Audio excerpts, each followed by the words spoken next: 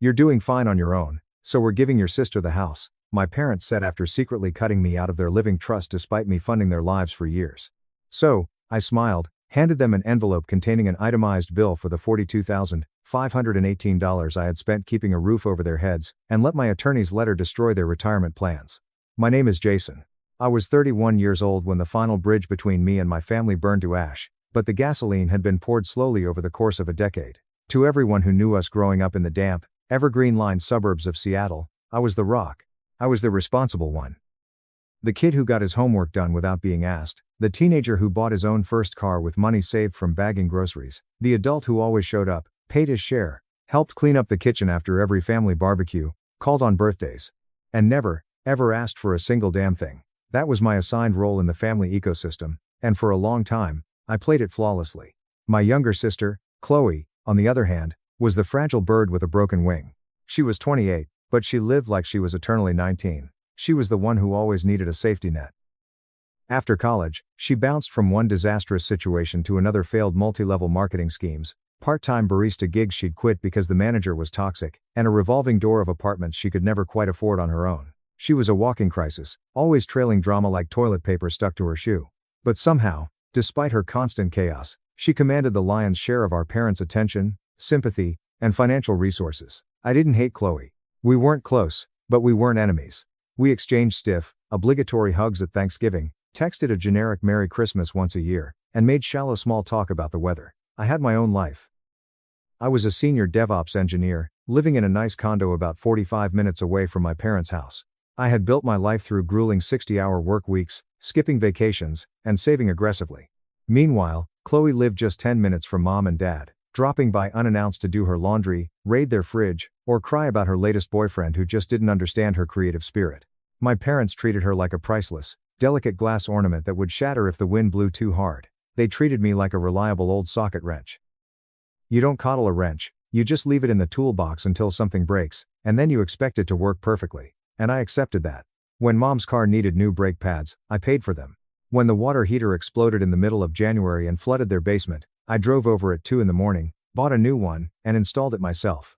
I quietly slipped them cash when dad's hours were cut at the hardware store. I told myself I was being a good son. I told myself not to keep a ledger. But the truth is, I had been keeping score for a long time. I just never expected to find the ledger written down in black and white. It started with an innocent question. I was over at my parents' house one rainy Tuesday evening, lying on my back under the kitchen sink, wrestling with a jammed garbage disposal. They had called me because, as usual, they didn't want to pay a plumber $150 just to show up. I was covered in grime, my knuckles scraped, sweating as I tried to dislodge whatever Chloe had dropped down the drain earlier that week. Mom was sitting at the kitchen island, sipping a glass of cheap Pinot Grigio and sorting through a stack of mail. Dad was in the living room, the volume on the local news turned up too high. I finally got the jam cleared and called out over the sound of the rain hitting the window, asking whatever happened with that mortgage refinancing they were stressing about last month. Mom didn't look up from her envelopes. She just casually mentioned that it was all sorted out, and they had gone ahead and added Chloe to the deed so things would be easier for her when they were older. I froze. The pipe wrench in my hand suddenly felt like it weighed 50 pounds. I lay there on the cold linoleum floor, the dripping water from the P-trap hitting my cheek, trying to process the words that had just casually floated out of her mouth. I asked her to repeat herself, my voice echoing in the cramped cabinet space, asking if she seriously put her name on the house they had always promised would go to both of us. Mom sighed, a tiny sound of annoyance, and said it just made sense. She claimed Chloe was always around, helped out when they needed company, and wasn't as financially set as I was. She told me I had my own beautiful condo, my tech job, my investments. She said I was doing fine, but Chloe needed the security. Dad chimed in from the living room without taking his eyes off the television, telling me not to overthink it, claiming it was just paperwork and didn't change anything. But it did. It changed absolutely everything. I finished tightening the pipes in complete silence. When I stood up and wiped the black grease off my hands with a paper towel, something inside my chest felt fundamentally different. I wasn't angry yet. It was more like a heavy, iron door had slammed shut in a room I didn't even know I was standing in. That night, I lay awake in my bed, staring at the ceiling and turning the betrayal over in my mind. I thought about all the bills I had quietly paid when Dad lost his part-time job and begged me not to tell Chloe so she wouldn't worry. I thought about the thousands of dollars in groceries I had ordered directly to their doorstep during the pandemic. I thought about the countless weekends I had sacrificed to fix, repair, replace, and solve every single problem they had. And now, this. Chloe, who had never paid a single dime toward that house, who lived like a boomerang bouncing between failed careers, was legally on the deed. Just like that. Because she was always around. I guess being reliable gets you respect until someone decides that mere presence matters more than actual contribution. I tried to let it go. I really did. I told myself I didn't even want their aging, high-maintenance house. I told myself Chloe probably did need the security more than I did. But deep down, it wasn't about the real estate. It was about the glaring fact that they didn't even think I deserved to be part of the conversation. They made a massive financial decision that permanently cut me out, and they just expected I would nod, smile, and be okay with it. And for a few weeks, I pretended I was. Until the next time Mom called, her voice dripping with that familiar, sweet tone, asking if I could cover their $400 electric bill because things were just a little tight this month. That was the exact moment something in me shifted again.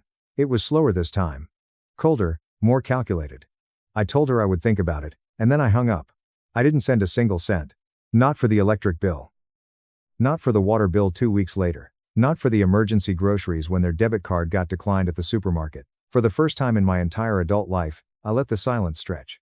I let them feel the void where my wallet used to be.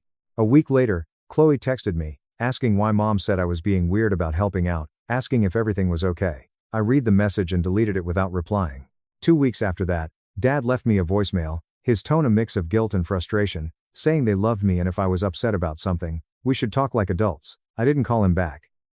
And then, a full month after I had completely stopped paying their bills, the inevitable message arrived. A text from Mom, simple, direct, and stripped of all her usual sweet-talking manipulation. We need money for the roof repairs. The contractor is asking for a deposit. Can you help?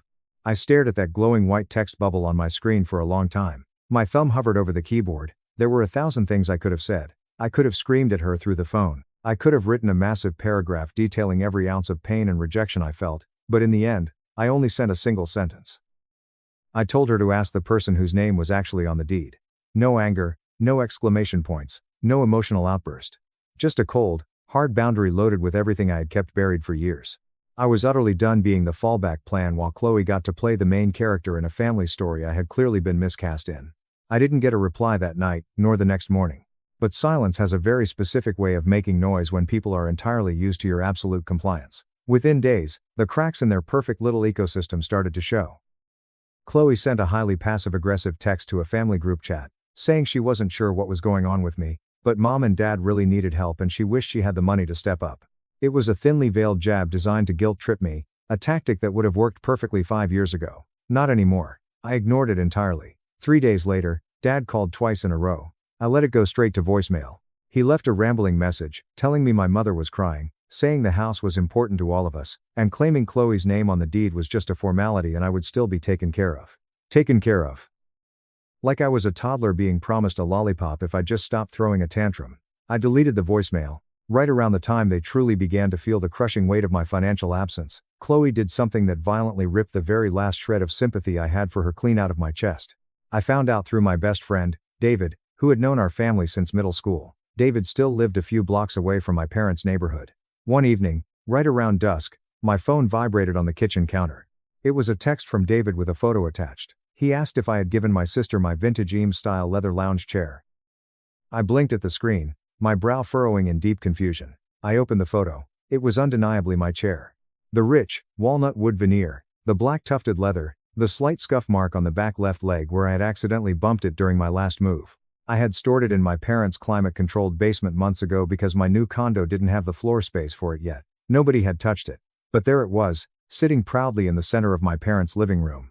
David's follow-up text read that Chloe had just posted it on Instagram, bragging that she scored it for free from her generous older brother to help decorate her new reading nook. Generous older brother.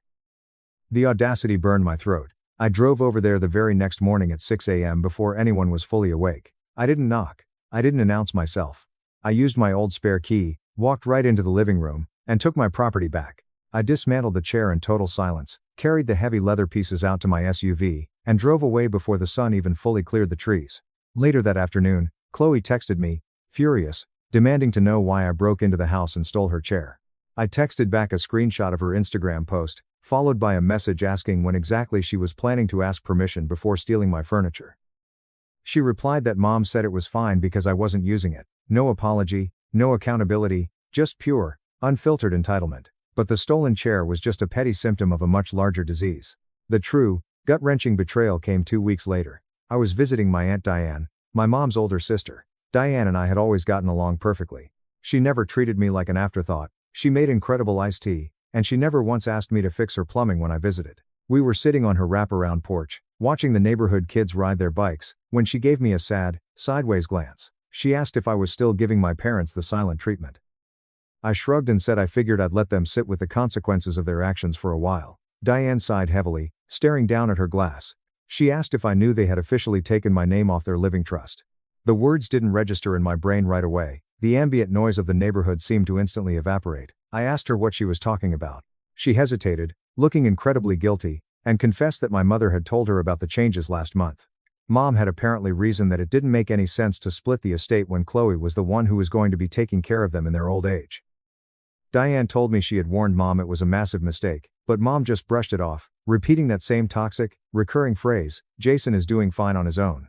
I left my aunt's house in an absolute daze. I don't remember the drive back to my condo. I just remember sitting in the dark in my living room, staring blankly at the wall, feeling something fundamental inside my soul shatter. It wasn't a loud dramatic explosion. It was the quiet, devastating snap of ice forming a massive fissure under immense pressure. They had completely erased me from the family trust without telling me, without asking me, without even having the basic human decency to hint at it during all those long conversations we had when I was actively helping them budget their retirement and pay their property taxes. All those years I bled myself dry being the reliable, perfect son, and they wiped me out of their legacy with the stroke of a pen simply because Chloe was around. The next few weeks passed in a thick, suffocating fog. I fell into a deep depression. I stopped going to the gym, I stopped cooking and lived off cold takeout. My condo, usually meticulously clean, became a chaotic mess of unwashed laundry and empty coffee cups. I barely functioned at work. My boss, Mr. Henderson, pulled me aside after a meeting, asking if everything was all right because I looked like I hadn't slept in a month. I gave him a generic excuse about having a lot on my plate, but I knew I was spiraling. I was grieving. I wasn't just grieving the betrayal, I was grieving the sudden death of the version of myself I had always been. The helper, the problem solver, the human safety net. Without that role, I honestly didn't know who the hell I was anymore. But eventually, the paralyzing grief morphed into something else. It morphed into a cold, hyper-focused anger. I decided I needed an outlet, something completely detached from my family. A few years ago, I had started developing a SaaS application called DesignFlow, a project management tool specifically tailored for freelance graphic designers. I had shelved it because I was too busy working overtime to bail my parents out of their endless financial holes. Now, with my evenings entirely free, and my phone blissfully silent, I dusted off the code. I poured every ounce of my rage, betrayal, and excess energy into that software. I coded until 3 in the morning, fueled by black coffee and spite. I built beautiful UI interfaces, fixed complex bugs, and optimized the back-end servers. When I finally launched the beta version, the response was completely overwhelming. Within 2 months, I had 500 active paying users. A popular design influencer on YouTube reviewed it, and suddenly, my server dashboards were lighting up like a Christmas tree. I was generating real, substantial monthly recurring revenue. For the first time in my entire life, I was building something massive that was entirely for me. I was finally finding my own worth outside of being a convenient tool for ungrateful people. And then, right when I was finally finding pure peace in my newfound independence, the trap was set. I received a text message from Chloe. It read, "Hey, just a heads up. Mom and Dad are talking about selling the house. They want to buy a smaller townhouse closer to my apartment and put the rest of the cash toward their retirement. I told them they should probably let you know. Hope you're doing well." I stared at the smiley face emoji at the end of that text, my blood turning to liquid nitrogen. They were selling the house I had spent nearly a decade maintaining with my own bare hands. The house I had poured thousands of dollars into to keep from falling apart. The house that was now legally half-owned by my sister, who had never contributed a single cent to its existence. And they were planning to sell it, cash out, and walk away, leaving me with absolutely nothing. They didn't even expect me to fight back because, in their minds, I had already been successfully written out of the story. But they severely underestimated me. They always thought I was just the quiet, reliable guy who didn't keep track of things. That was their fatal mistake, because underneath my calm surface, I had kept a record of absolutely everything. I spent that entire weekend executing a forensic audit of my own life. I dug through 8 years of Chase bank statements, archived PayPal receipts, old Venmo transaction histories, and thousands of text messages. I exported PDFs, highlighted line items, and built a massive, undeniable spreadsheet. I documented every water bill, every electric bill, the $3,200 truck transmission, the $1,500 dental surgery, the $7,600 I paid toward their mortgage during the 2020 lockdowns, the $1,200 roof patch, and the countless grocery deliveries. When I finally clicked AutoSum at the bottom of the Excel column, the final number stared back at me in bold green font: $42,518.50. That was the exact amount of money I had blindly poured into their lives over the last 8 years. That didn't even include the hundreds of hours of free manual labor, the lost interest on my savings, or the freelance coding projects I had turned down to help them. Looking at that number didn't make me sad. It made me incredibly dangerous. I didn't confront them immediately. First, I needed a weapon. I found an attorney named Arthur Vance. He wasn't a flashy billboard lawyer. He was a ruthless, meticulous estate attorney who specialized in messy family financial conflicts. I walked into his wood-paneled office and dropped a 40-page binder on his mahogany desk. I showed him the spreadsheet, the text messages proving they acknowledged my payments, and the county property records showing the quiet deed transfer to Chloe. Mr. Vance reviewed the documents in silence for 20 minutes. When he finally looked up, he adjusted his glasses and gave me a grim smile. He explained that while they didn't leave a formal contract promising me equity, Washington state law allowed for something called an equitable lien or a resulting trust claim when a family member makes substantial, documented financial contributions to a property under the implied assumption of future inheritance. He told me it wasn't a guaranteed courtroom victory, but it was a massive, expensive, and legally terrifying roadblock that would completely paralyze any attempt to sell the house cleanly. I told him I didn't want a long court battle. I just wanted leverage. I told him to draft the letter. The perfect opportunity arrived 3 weeks later. Mom sent me a sweet, cautious text message asking if I would come over for a private Sunday dinner. She explicitly promised that Chloe wouldn't be there and said they just wanted to talk. I smiled, put on a nice shirt, grabbed the thick manila envelope, and drove over. When I walked through the front door, the house smelled like garlic, rosemary, and slow-roasted beef. It was the exact meal Mom always cooked when she was preparing to deliver bad news or ask for a massive favor. They greeted me with overly enthusiastic hugs and forced smiles. We sat down at the dining room table, ate the roast beef, and made agonizingly fake small talk about the weather and my job. Finally, Mom set down her wine glass, folded her hands, and put on her best sympathetic face. She told me they had made the difficult decision to sell the house because the upkeep was just getting too hard for Dad. She explained their grand plan to downsize, move closer to Chloe, and split the proceeds of the sale with her to help her buy her own place, while using the rest to secure their retirement. Dad immediately jumped in, using his stern, authoritative voice, telling me they knew it might come as a surprise, but the decision was final and they hoped I would be happy for my sister since I was already doing so well financially. They were offering me absolutely nothing. They were going to walk away with hundreds of thousands of dollars, hand half of it to the sister who had bled them dry, and leave me standing in the dust. I didn't yell, I didn't cry. I calmly reached into my coat pocket, pulled out the thick manila envelope, and dropped it right in the center of the dining table, right next to the gravy boat. It landed with a heavy, satisfying thud. Dad stared at it, his brow furrowing. He asked what it was. I looked him dead in the eyes and told him it was documentation. I explained that it contained the legally binding, itemized proof of the $42,518.50 I had contributed to the maintenance, repair, and preservation of their property and their lives over the last 8 years. I told them to turn to the second page, where they would find a formal notice of intent from my attorney, Arthur Vance. Mom's face drained of all color. She looked like she was going to be sick. She stammered, asking if I was seriously threatening to sue my own parents. I kept my voice dead level, devoid of any emotion. I told her I wasn't suing them yet. But I made it crystal clear that if they attempted to list that house on the market and distribute the equity without reimbursing me for my financial investments, my lawyer would instantly file an equitable lien against the property, tying the sale up in brutal, expensive litigation for years. I told them they could give Chloe whatever they wanted, but I was taking back what was mine. I demanded a flat $50,000 to cover my contributions, the lost interest, and my legal fees. The silence in that dining room was absolute. It wasn't an angry silence, it was the stunned, breathless silence of two people realizing they had finally pushed their favorite workhorse over the edge. Dad opened the envelope with trembling hands. He flipped through the spreadsheet, his eyes widening as he saw the bank statements, the Venmo receipts, the screenshots of Mom begging for money. The undeniable proof of their exploitation was staring him right in the face. Dad tried to use his commanding voice, saying he didn't want to fight about this. I stood up from the table, pushed my chair in perfectly, and told him we weren't fighting. I told him I was just collecting a debt. And with that, I turned around and walked out the front door into the cool night air, leaving their entire retirement plan in ruins on the dining table. I didn't hear a single word from them for 12 agonizing days. I knew they were panicking. I knew they were consulting their own lawyers, desperately trying to find a way out of the trap I had perfectly sprung. But the paper trail I had built was bulletproof.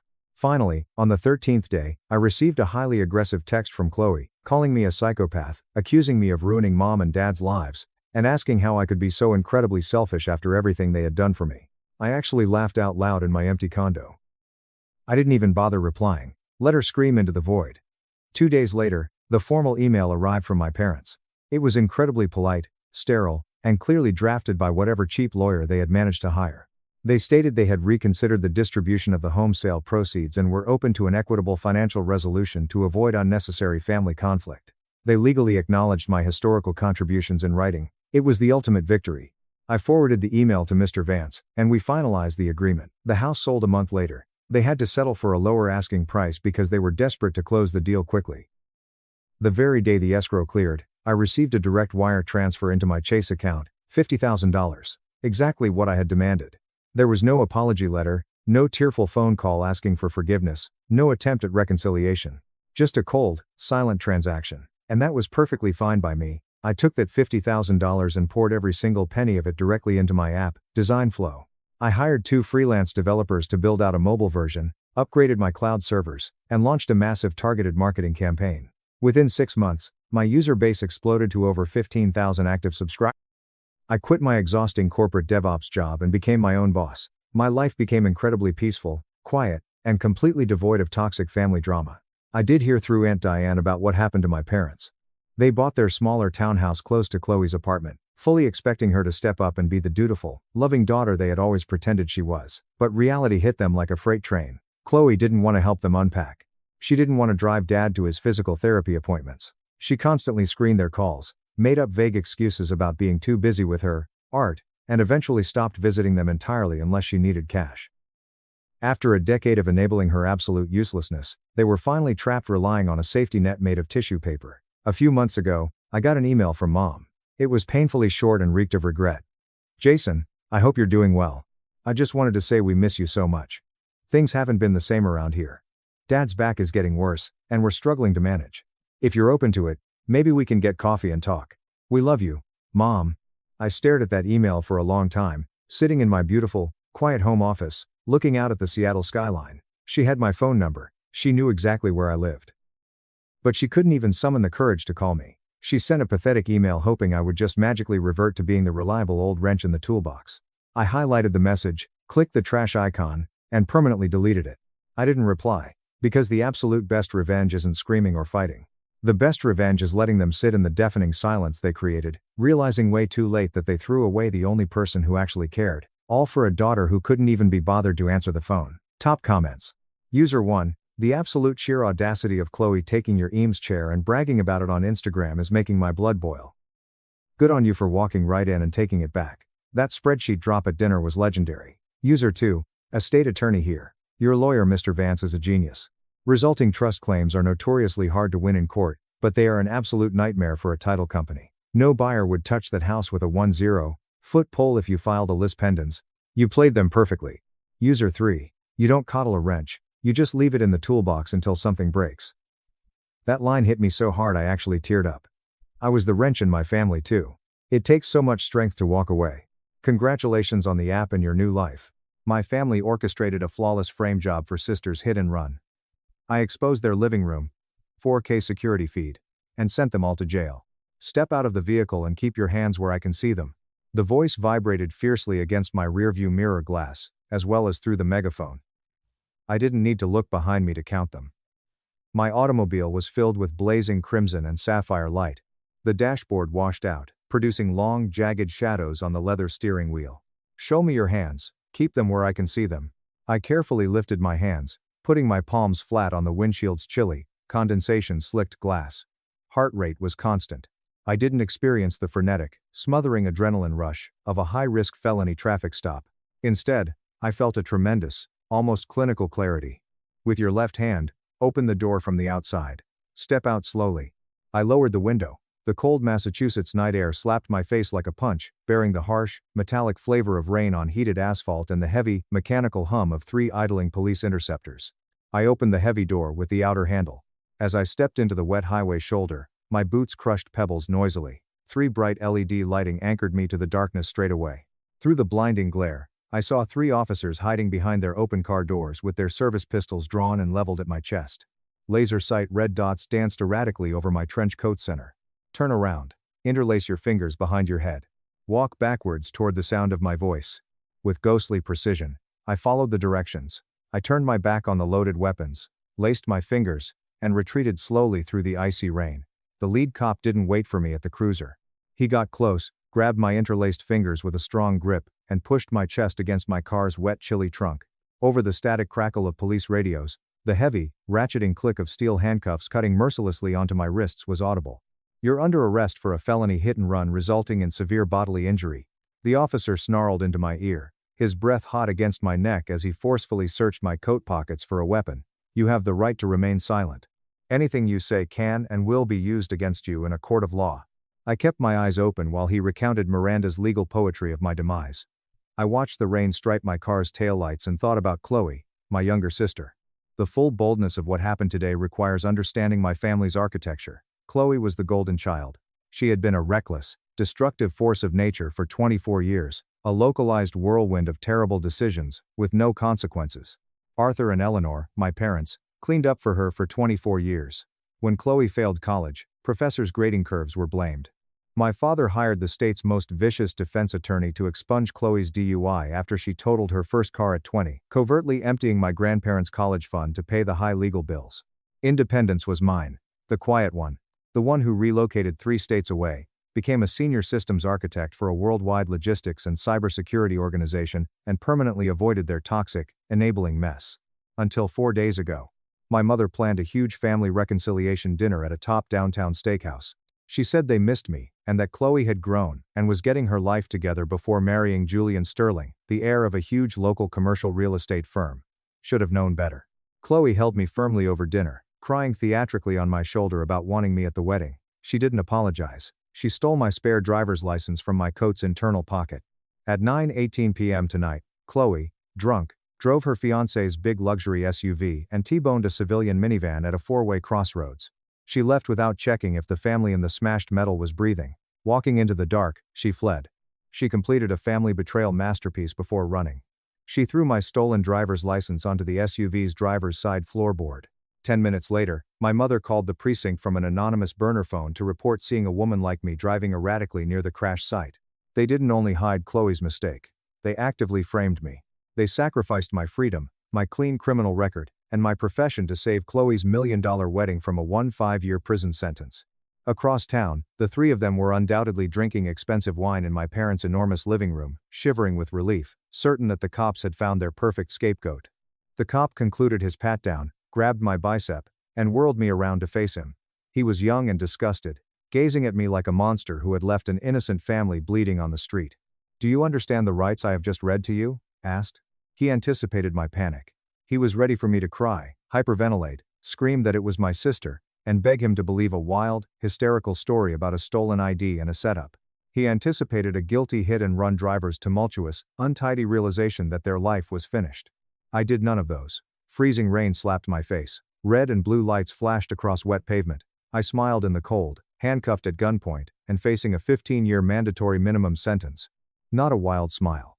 The scary, silent smile of a chess player who just witnessed their opponent confidently walk their king onto a landmine. Because my family spent days perfecting a physical frame job. However, they were completely unaware of what a senior systems architect did. The police cruiser's molded hard plastic backseat was designed for maximum pain. Every pothole and sharp turn on the 30-minute ride to the precinct sent a hard, bruising shockwave up my spine with my hands shackled behind my back. I stayed put. I wasn't upset about the steel shackles cutting off my wrist circulation. I peered out the wire mesh window, watching the rainfall blur the city's neon signs. My mind felt like a well-oiled machine, which was strange and unsettling. Betrayal shock had faded, replaced by a cold, surgical hyper-focus. My parents and Chloe used the criminal justice system's blunt force mechanics to crush me before I could speak. They anticipated I would be arrested, held in a holding cell for the weekend, and pressured to sign a plea deal by an overworked public defender on Monday morning. They misread the battlefield. They assumed this was a physical evidence game. They didn't realize that digital architecture now overshadows physical evidence. My job was architect. The cruiser braked violently in the Central Precinct's underground parking garage. The arresting officer ripped open the heavy door and pulled me out by the arm. From the frigid night air to the precinct's sweltering, air-conditioned atmosphere was shocking. Stale coffee, industrial floor bleach, and adrenaline and sweat's metallic tang filled the air. I was led through the chaos bullpen. Phones were ringing, keyboards were clattering, and uniformed officers were shouting. No one glanced at me curiously. They didn't see me as a multifaceted person with a story. I was file number. I was the monster that T-boned a family minivan, broke a civilian's spine, and fled into the dark. As I passed the desks, I could feel their animosity. I wasn't held in general. It was a high-priority felony since the hit and run caused serious bodily injury. I was ushered into Interrogation Room B in the Violent Crimes Division. Room was a perfect case of psychological deprivation. The windowless concrete box was claustrophobic and painted a sickening institutional off-white. One intense fluorescent tube hummed overhead. 2 worn metal chairs surrounded a bolted steel table in the middle of the room. A huge, sleek two-way mirror dominated one wall.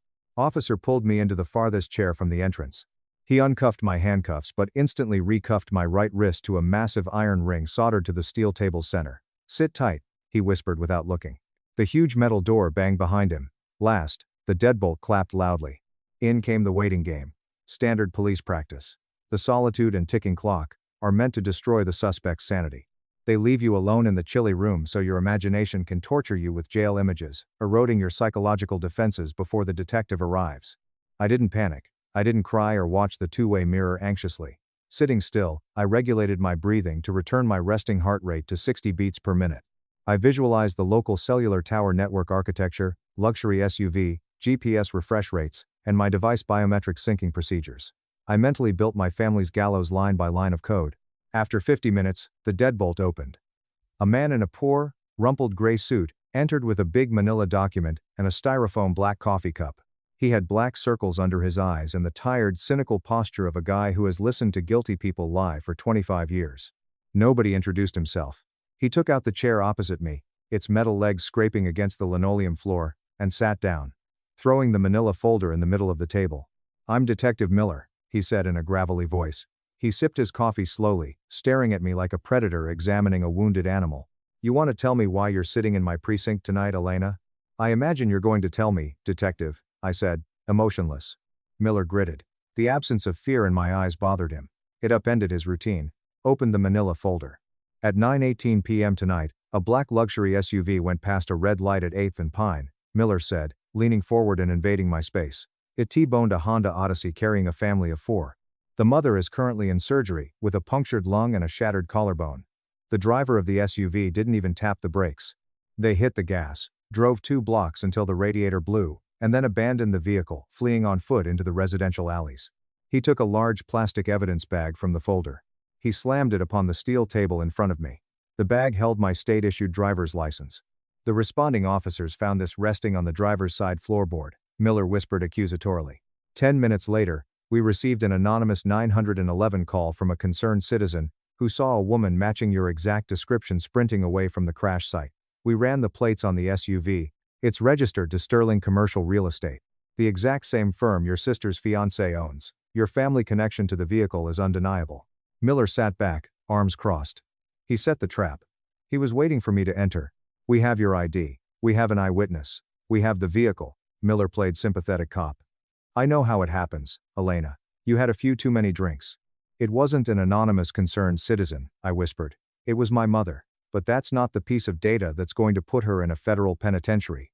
I opened Network Geolocation tab by tapping again. A high-resolution satellite depiction of the city with overlapping blue circles for cellular tower triangulation appeared. When a device dials 911, the network automatically flags the closest cell tower to route the emergency response. I said, traced a manicured fingernail across the glass screen. The collision occurred at the intersection of 8th and Pine, right in the heart of the downtown grid. But my mother's device didn't ping a downtown tower at 9:28 p.m. It pinged a localized, low-frequency node in the middle of Pinecrest Manor, an exclusive, gated suburb, 15 miles away from the crash site. Paused, letting the silence linger. "My mother didn't see me running from the wreckage, Detective Miller. Because my mother was sitting in her own living room, drinking Cabernet, while she committed felony obstruction of justice and filed a false police report to frame her oldest daughter." More than uneasy stillness filled the questioning chamber. It was oppressive and total. The light tube buzzed like a chainsaw over us. Miller breathed out. Long, leisurely breath. A huge hand covered his tired face. Cynical superiority was gone from his posture. He no longer saw a suspect. The architect of the decade's most convincing conspiracy case was before him. He took the steel handcuffs from the table's thick iron ring and attached them to his belt. "I'm going to dispatch 3 units to Pinecrest Manor right now," Miller responded, his voice rumbling. His cop side was raging. The culprits were in a gated community attempting to blame themselves for a mother bleeding in the ICU and a family shattered. "I'm going to rip those custom doors off the hinges, Elena. I'm going to book your sister for felony hit and run, and I'm going to book your parents for conspiracy." He stood up with the aluminum chair crashing against the floor and grabbed the radio on his shoulder. "Wait," I ordered. Though I didn't raise my voice, my surgical authority froze his hand, halfway to the microphone. He frowned at me in confusion. "You don't just want an arrest, Detective Miller," I remarked, sitting back and folding my hands. "If you kick their door down right now, Arthur will immediately invoke his right to counsel. He will hire a $800 an hour defense attorney. They will claim the phone was spoofed. They will claim the SUV was stolen. They will drag this out in court for 3 years, burying you in frivolous motions. And there is a statistical probability they will confuse a jury enough to walk away with probation." Miller had dark eyes. "So what do you suggest? I have the telematics. I have the phone logs. That's enough for a warrant." "You have the metadata," I said calmly.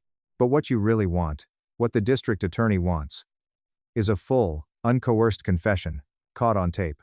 I took my phone one last time. 3 years ago, Arthur and Eleanor bought that sprawling estate, but for all their wealth, they were technologically illiterate. They bought a military-grade, encrypted smart home security system, and couldn't connect it to the router, I said, finally revealing a terrifying razor-thin smile. "So, I installed the interior high-definition cameras for them. And they were far too arrogant, and far too oblivious, to ever ask me to transfer the master administrative privileges. Instead of the telecom portal, I opened a slick black app. The screen displayed a luxury home security company's logo.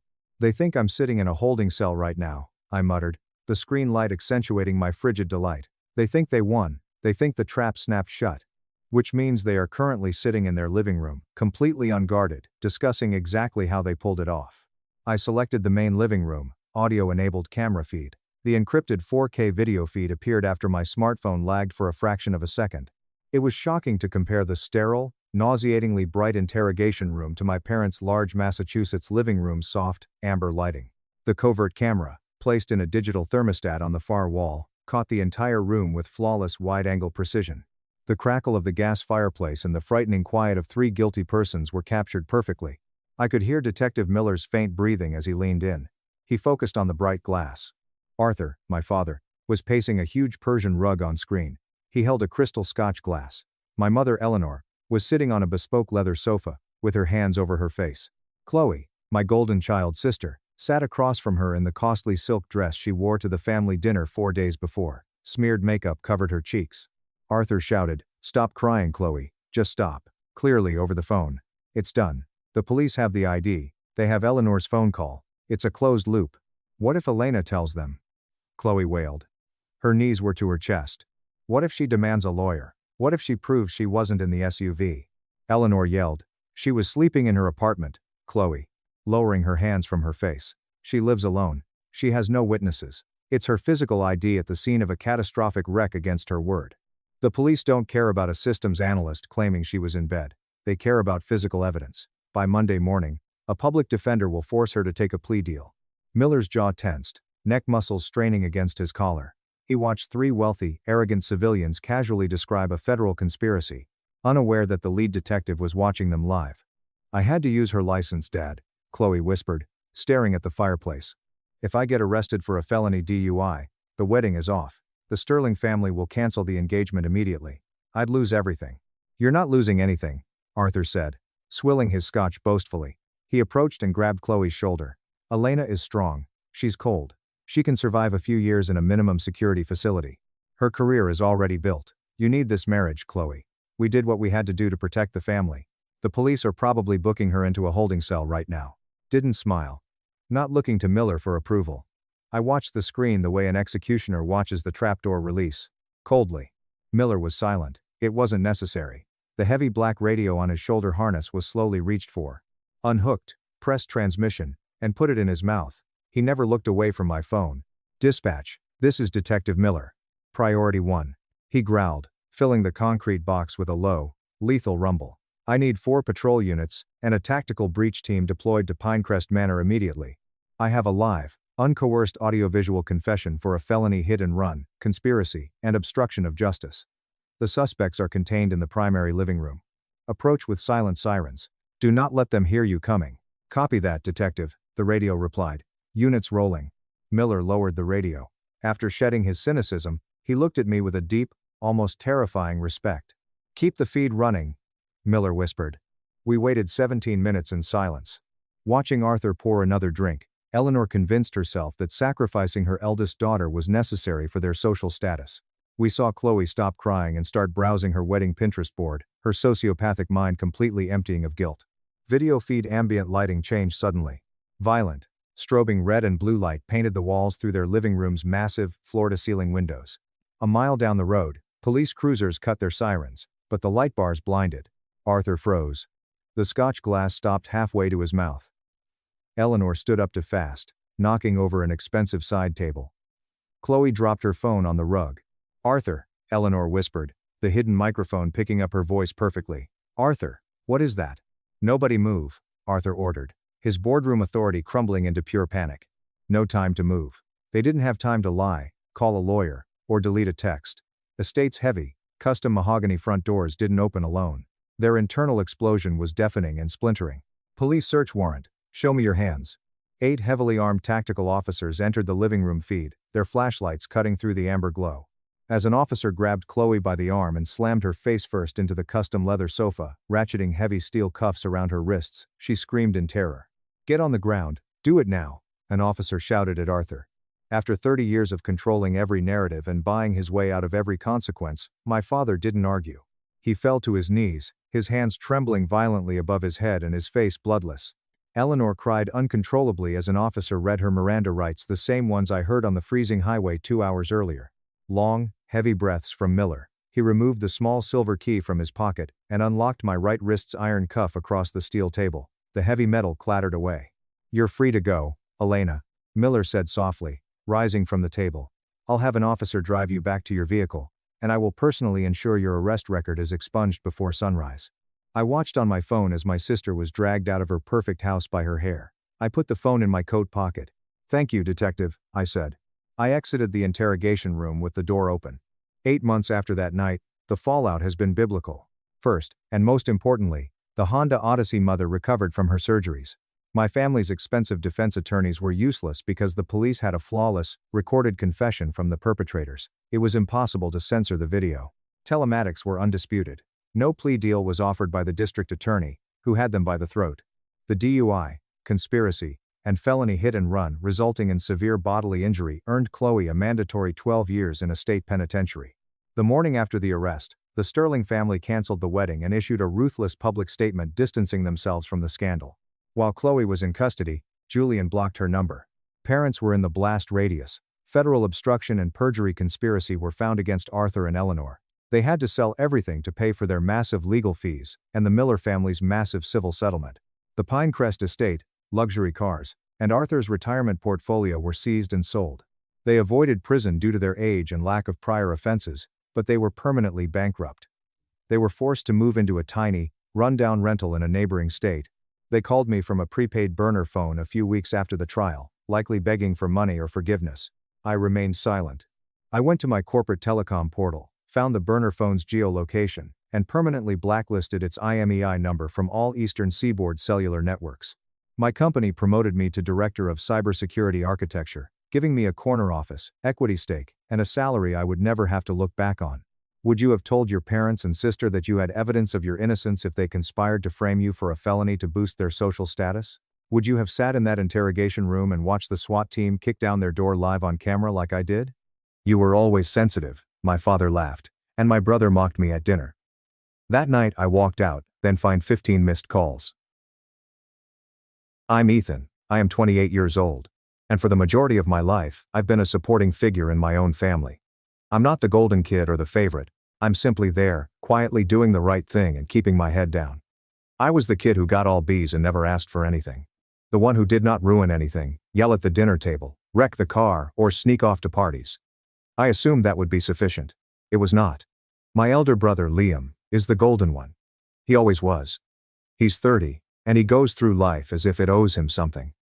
My parents, particularly my father, regard him as an unstoppable force. The one who will carry the family name forward, whatever that means. Liam played varsity football, even though he mostly sat on the sideline, and it garnered him years of adulation. Meanwhile, I was discreetly teaching myself how to make websites, edit movies, and even write some code. I got my first freelancing employment when I was 19. Nobody said anything.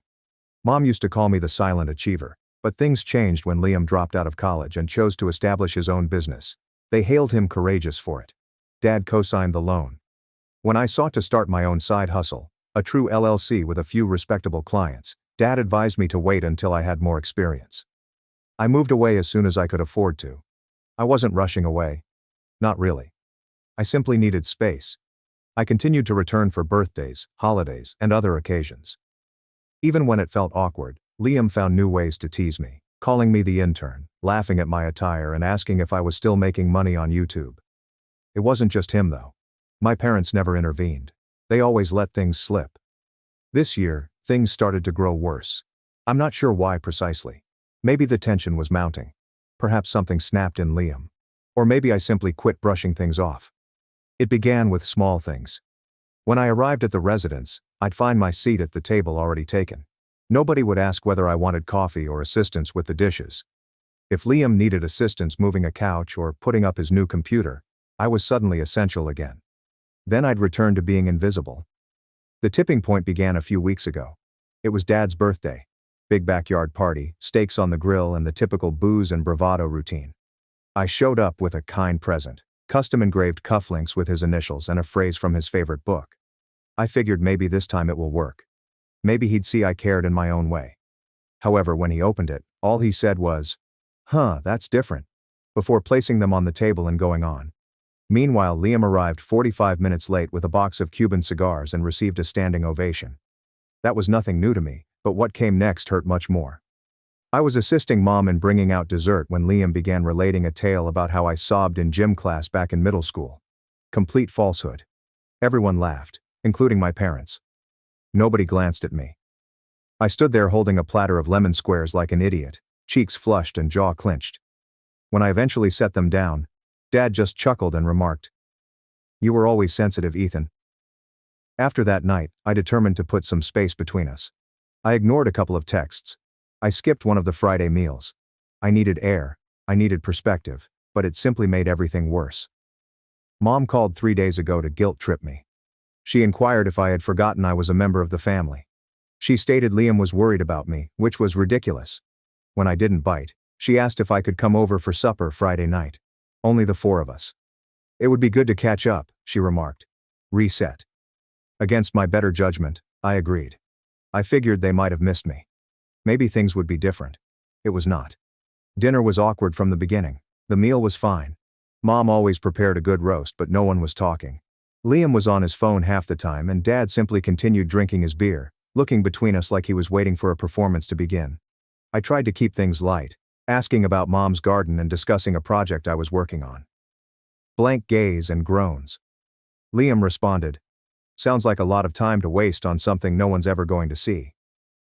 I gently reminded him that I had a few clients who enjoyed my work, that I'd developed a fairly consistent income, and that I was even considering getting a larger space next year.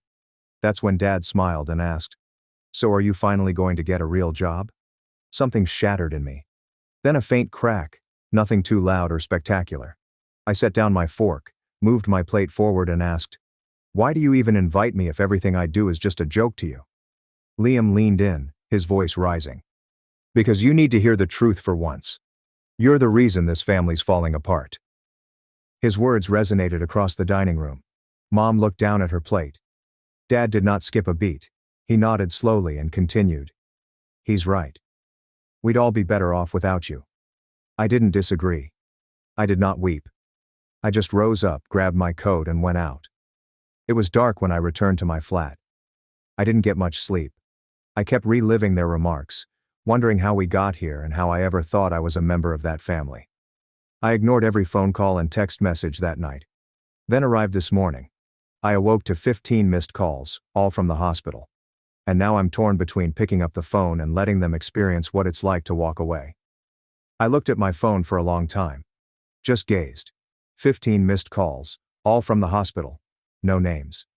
The same generic caller ID kept repeating itself, like an alert I had missed. I did not feel afraid at first. It's just confusion. Dull bewilderment. The type you get when your body awakens before your intellect. I crawled out of bed, legs weary. My mind still repeating the night before. Mason's voice echoed, and Dad's words felt like cold in my chest. Then followed the texts from Mom, one after another. Ethan, please call me. Something has happened. It's your dad. That one landed differently. I did not react. Not straight away. I simply sat on the side of my bed, the sunshine streaming in through the blinds as if nothing had happened. But everything did. Because the fact is that I did not feel panicked. I felt nothing. That's when I understood how far they had pushed me. I'd always thought that no matter how awful things went, some basic part of me would still care and need them. But when I stared at my phone, all I felt was frigid remoteness. As if I were seeing a stranger's situation develop on someone else's television. I eventually made a call. Not because I wanted to, but because I had to know.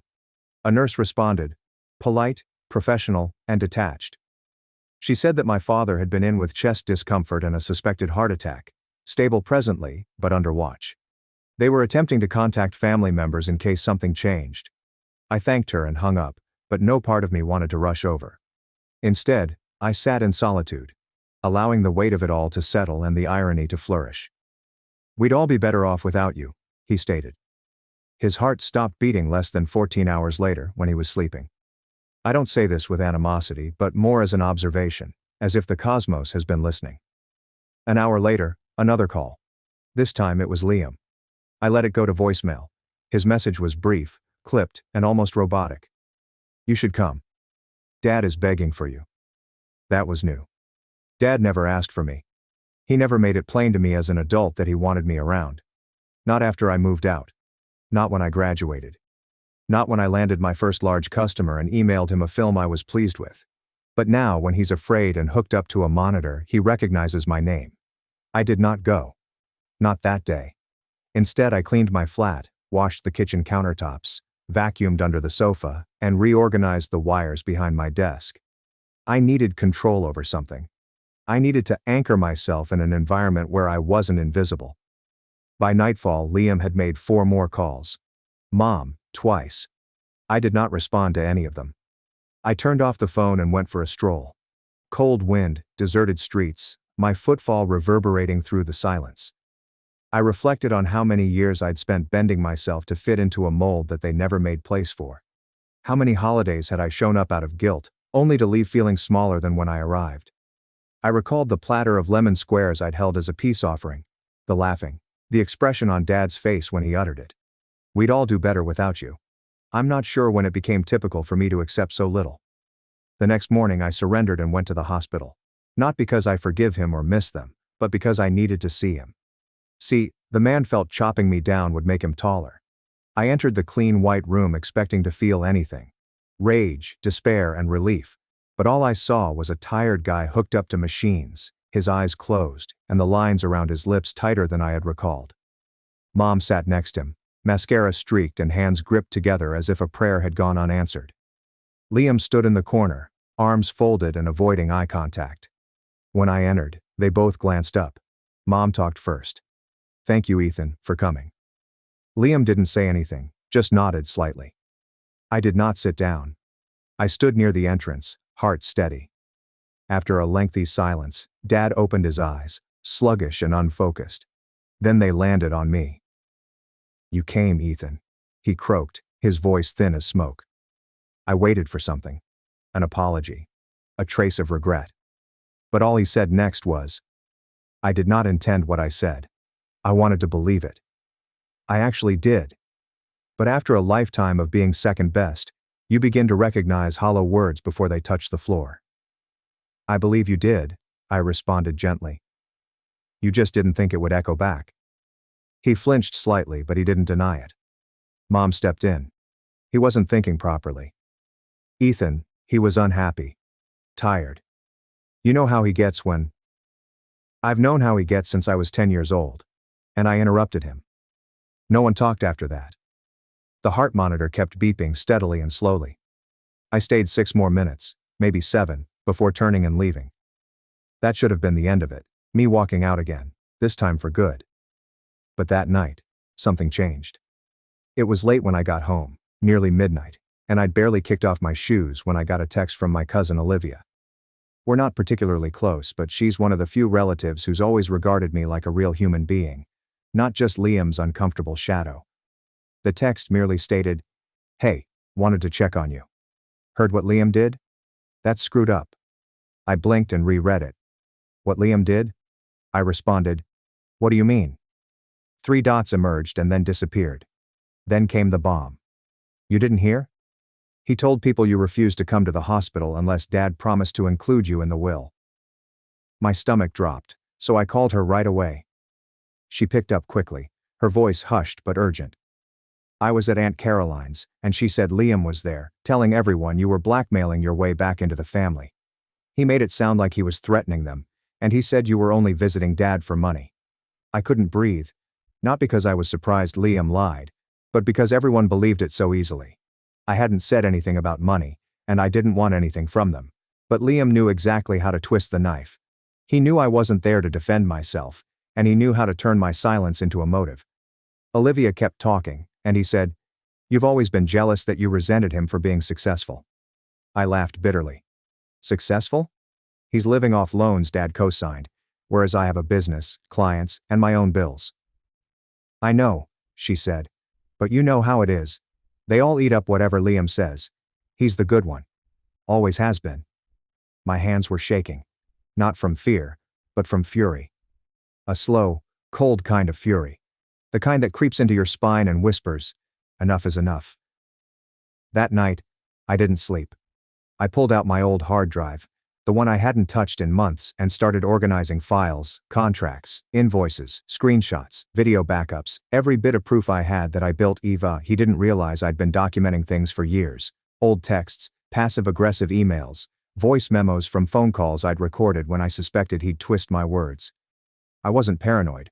I was prepared because people like Liam don't stop unless someone makes them. By sunrise I had everything in order, but the real twist came that afternoon. I received another call from the hospital, this time from the billing department. "Hello, is this Ethan Reynolds?" the voice inquired. "Yes. This is merely a courtesy call about the card you gave for your father's operation. We needed to check the allegations before proceeding." My thoughts blanked. "I didn't submit a card." The lady stopped. "It's listed under your name. The same address as the one we have on file for the emergency contact." I asked her to read it out. It was my old address, where I used to live before Liam moved in after I left. My jaw clenched. "Don't process anything," I whispered. "That card is not authorized." I hung up, and I knew he used my name, my identity, to pay for Dad's hospital bills, probably to look like a hero, and maybe even to make me look guilty if it came out later. I sat there, heart pounding, as the pieces fell into place. The lie about the will, the smear campaign, the fraudulent charge. This wasn't just family drama anymore. This was war, and Liam had just made the biggest mistake of his life. I don't remember the exact moment I hit rock bottom. It wasn't a dramatic collapse. No shouting, no tears, but rather a slow, silent sinking, like waking up underwater. Realizing you'd been drowning for a while, and wondering if swimming was even worth it anymore. After that call from the hospital billing department, I didn't yell or punch a wall. Instead, I sat in my chair, staring at nothing as the weight of it all settled in. Liam had used my name, my identity to cover a hospital bill, and he'd done so casually, as if it were just another tool in his arsenal. The betrayal hit me differently this time. It wasn't just words or cold shoulders over dinner. It was calculated, personal, a theft of both money and narrative, and it hurt. He'd twist the story later, perhaps to say I offered to pay, or that I tried to buy my way back into the family. Not because I needed their approval anymore, but because it confirmed something I tried so hard not to believe. They didn't just fail to see me. They chose not to. When I called the hospital back and told them the charge was unauthorized, they were polite but unhelpful, saying I'd have to file a fraud claim with my bank and that they couldn't remove the card unless someone else took financial responsibility. I asked who added my card in the first place, and they said it had been provided during intake, and the form was signed by an Ethan Reynolds. I asked for a copy and they said they'd send it by mail.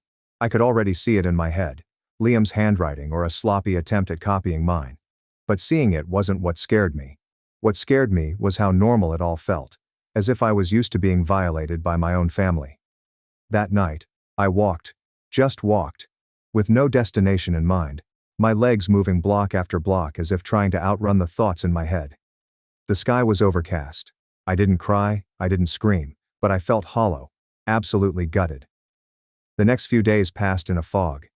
I didn't work, I didn't sleep, and I ignored texts and phone calls.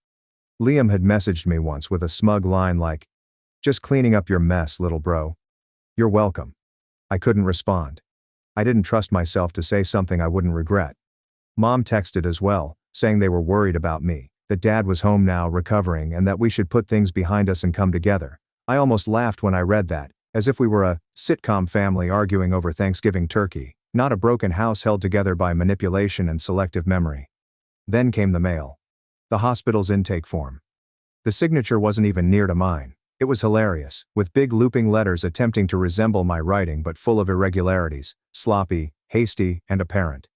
Liam didn't even bother to conceal it, he expected me to roll over as he usually did. I opened a new folder on my desktop labeled Truth and began building every email, voicemail, screenshot of Liam's texts, receipt showing my real address, actual bank information, and business activity. I pulled copies of my LLC filings from years ago, proof that I wasn't freeloading, jealous, or still figuring things out. For the first time in my life, I stopped editing myself for them, stopped shrinking to fit into the version of myself that made them comfortable, and began writing my story, not a Reddit post or a letter. I found old photos from family dinners where Liam would crop me out before posting them online, from parties where I was always behind the camera, never in front of it. I wrote down everything, the comments, the lies, the quiet betrayals, the gaslighting. I didn't intend to share it. I just needed to see it to remind myself that I wasn't crazy, that I had lived through it and survived. Somewhere in the middle of that process, I began to remember who I was before all of this. Before Liam's voice became the one that rewrote every room we entered.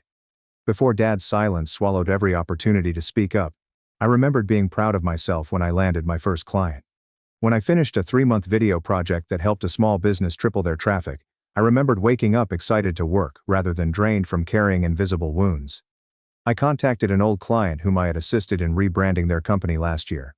We hadn't spoken in months, so I asked if they needed any video work done. They said yes, and within a day I was back in the zone, editing clips, selecting music and syncing transitions. My mind felt clear for the first time in weeks. I worked late into the night, not because I had to, but because I wanted to. One gig turned into 2, then a referral, then another. I didn't advertise or post anything online, but something had changed.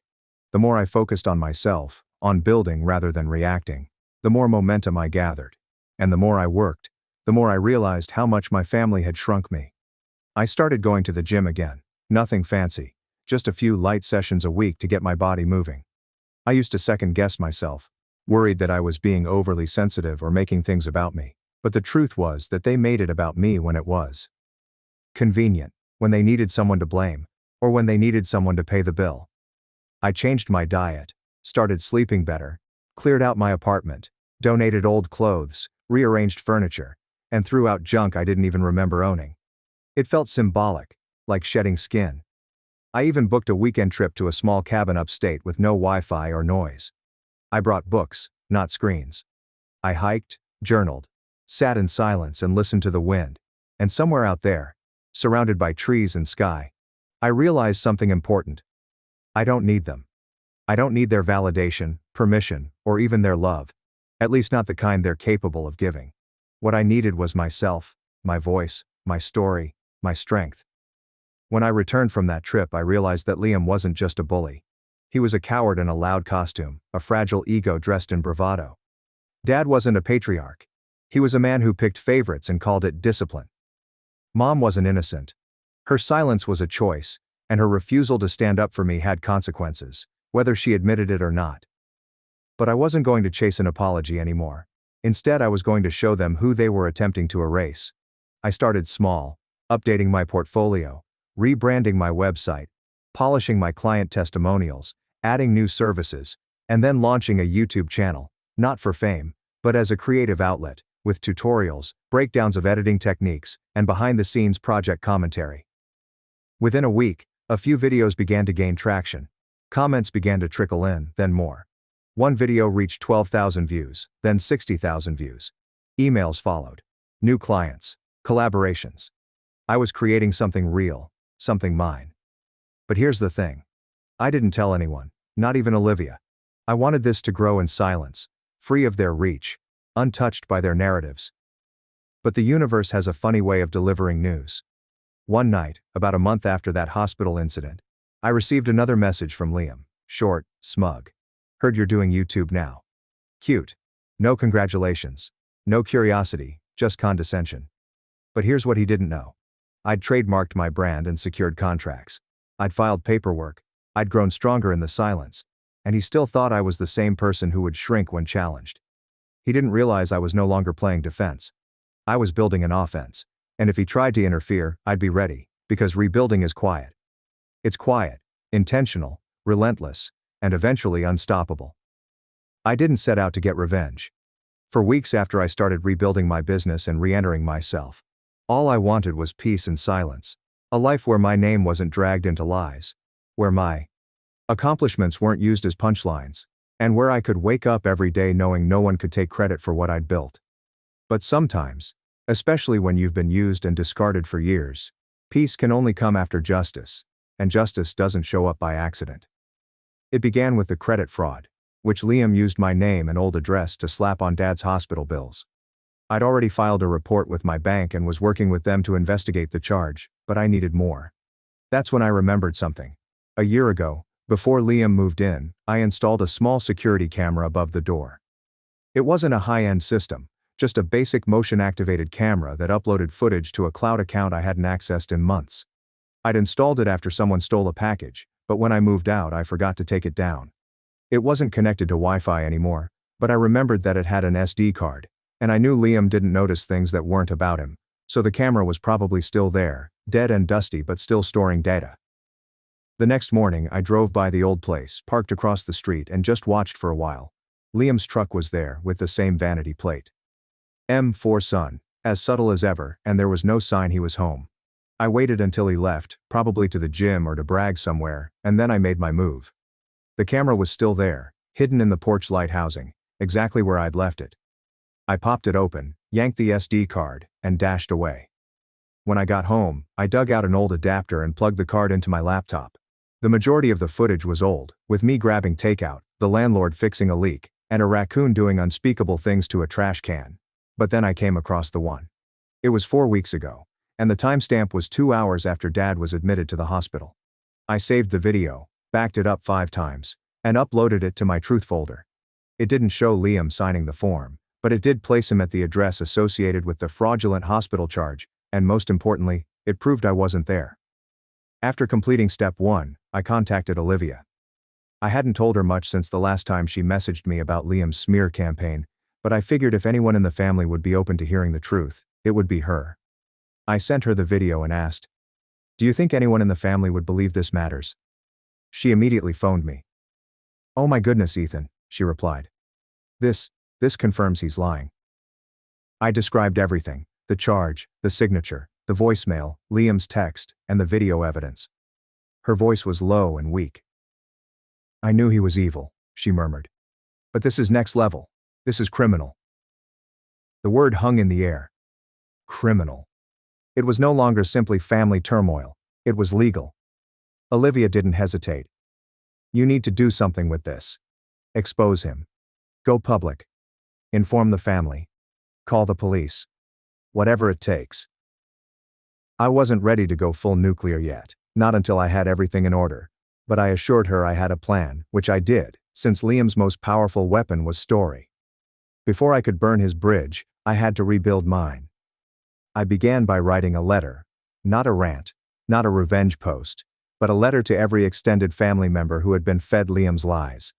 I told Aunt Caroline, Uncle Thomas, Cousin Olivia, and even Grandma Helen, everything calmly, clearly, and factually, including screenshots, timelines, camera footage, proof of the forged signature, and the fraudulent hospital charge.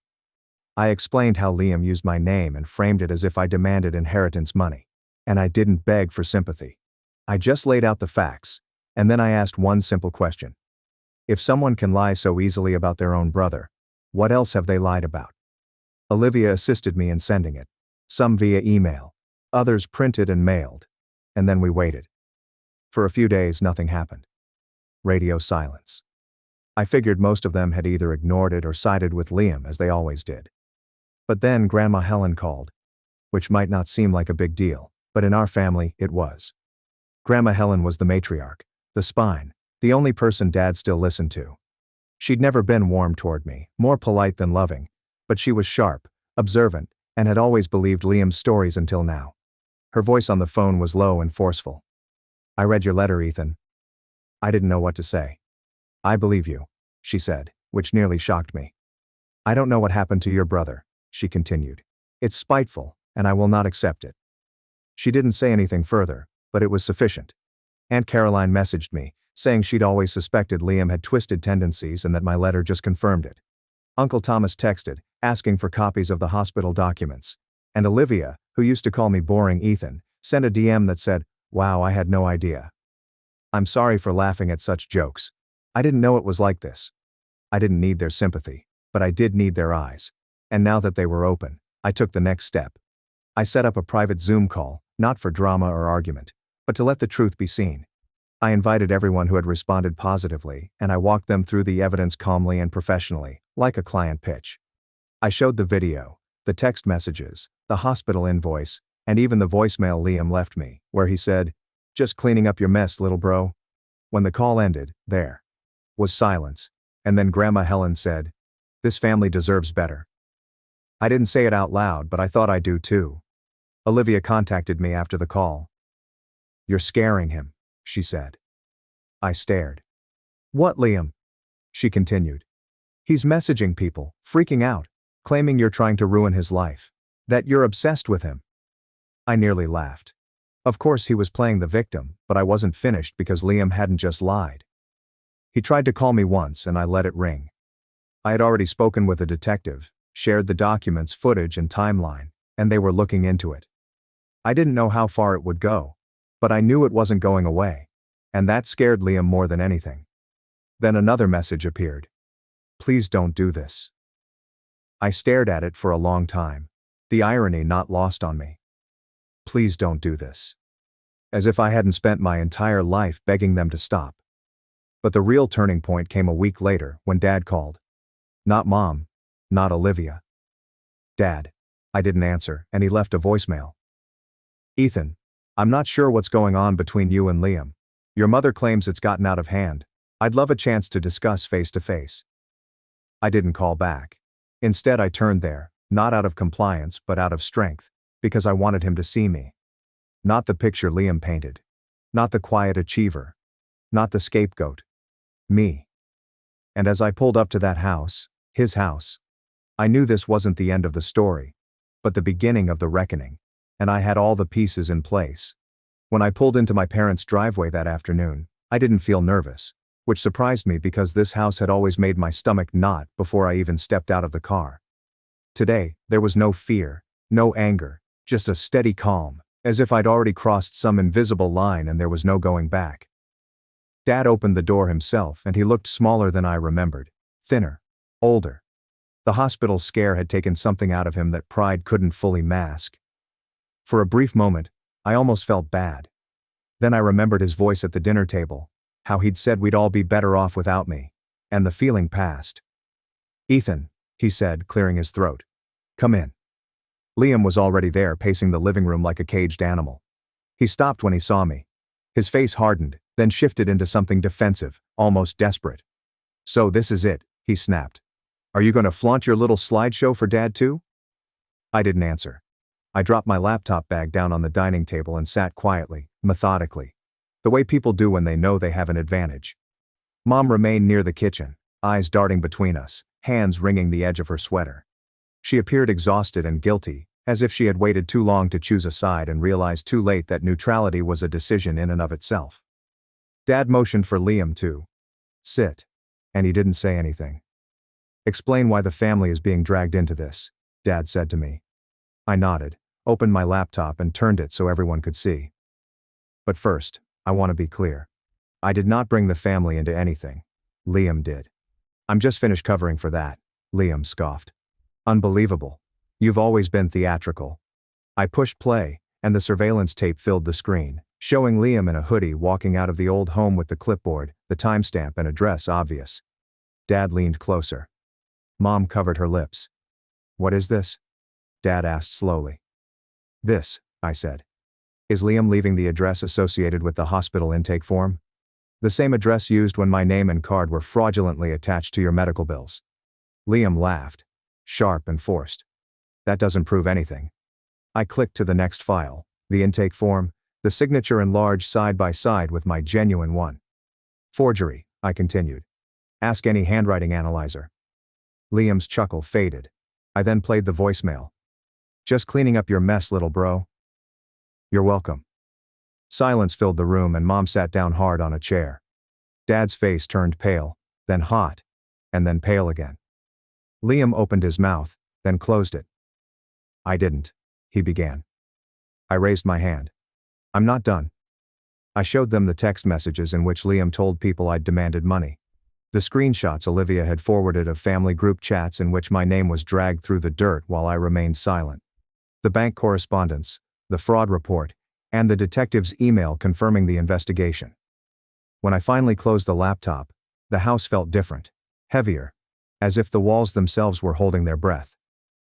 Dad stared at Liam, not with pride or indulgence, but with amazement. You used your brother's identity, he said quietly.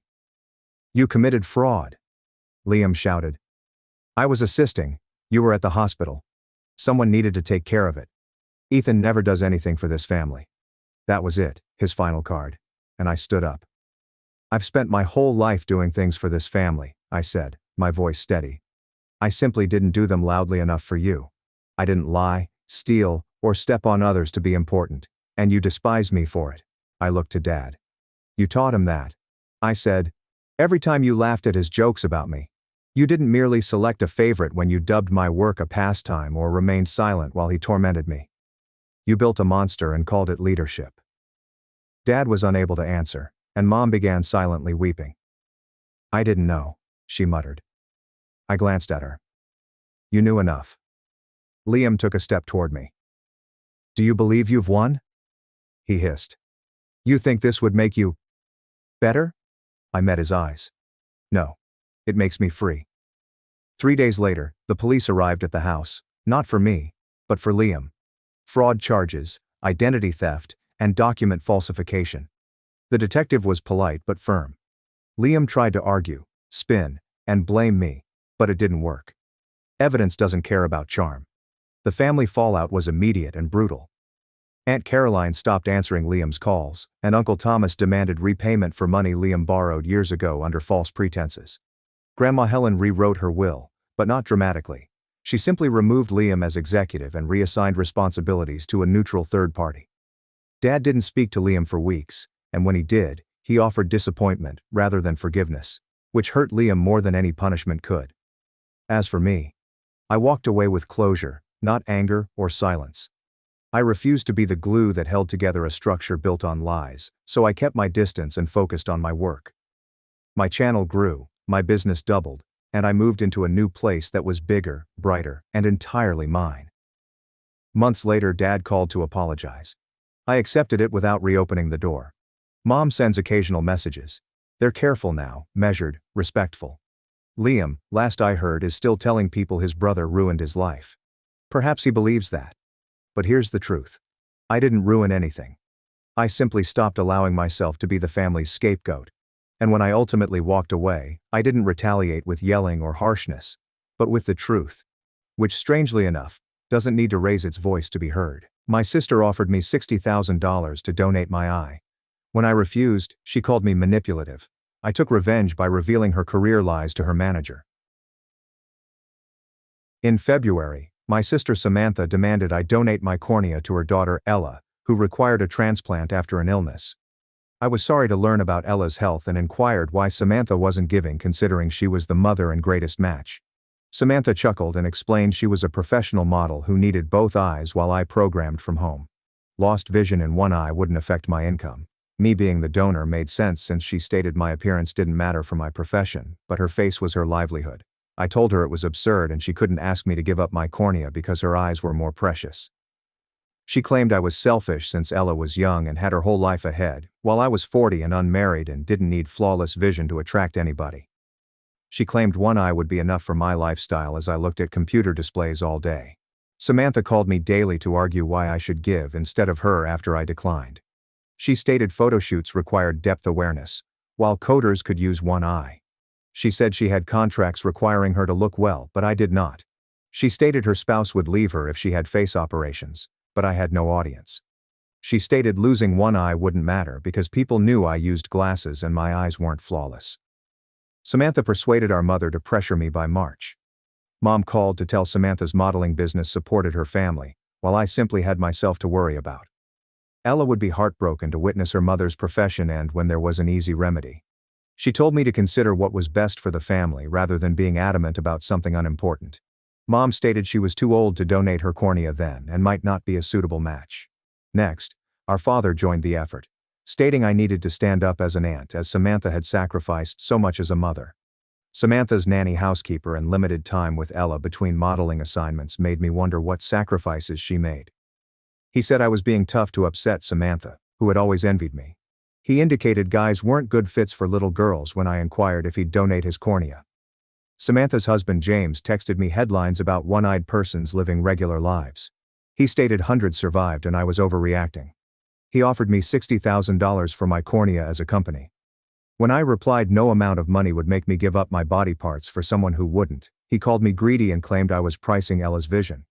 I told him Samantha was pricing it by not donating. The persecution escalated when Samantha informed Ella Aunt Rachel wouldn't help her sight again. Ella sent me tearful voicemails wondering why I didn't assist her. Samantha advised her to claim mother needed her eyes for work, but Aunt Rachel worked on computers all day. An 8-year-old was guilt-tripping me because her mother was too vain to give her cornea. My patience ran out, so I showed everyone how selfish Samantha was. I phoned Samantha's modeling agency to talk to her manager. I explained and asked if Samantha would lose contracts for donating a cornea to her kid. The manager said, "Of course not. That would be discrimination, and no client would punish a mother for helping her sick child." In fact, she said it would probably generate positive publicity and show Samantha as a devoted mother. She was appalled that Samantha was using her career to pressure others. The manager phoned Samantha immediately to say the agency approved her giving to Ella and would accommodate any recuperation time. She was also unhappy that Samantha lied about job concerns to avoid aiding her daughter. Samantha yelled at me for ruining everything. I hung up on Samantha and remained shocked for many minutes.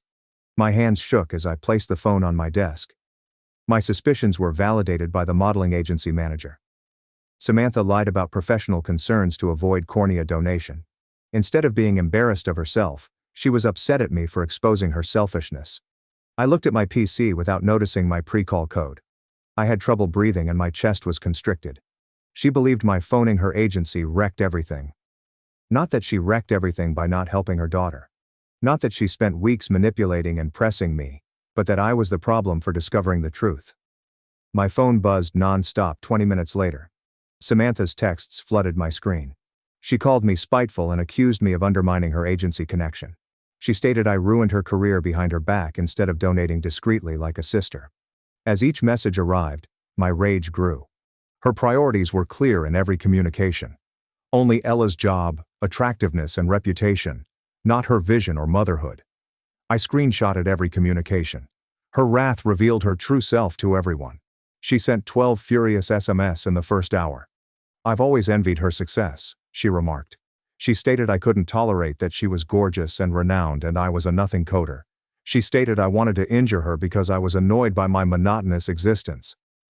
That night at 7 o'clock my phone rang. The screen displayed James's name. Something compelled me to answer. The tone of his voice was very different from his commercial proposals. He sounded worn out. Before the manager phoned Samantha, he didn't know she lied about the agency's stance. It was his belief that career repercussions existed. He inquired whether I was satisfied after embarrassing his wife.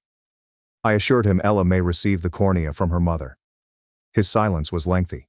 He then reported Samantha had closed herself in their bedroom and refused to communicate. Not my problem to repair. He groaned and hung up without saying goodbye. I phoned Olivia after speaking with James.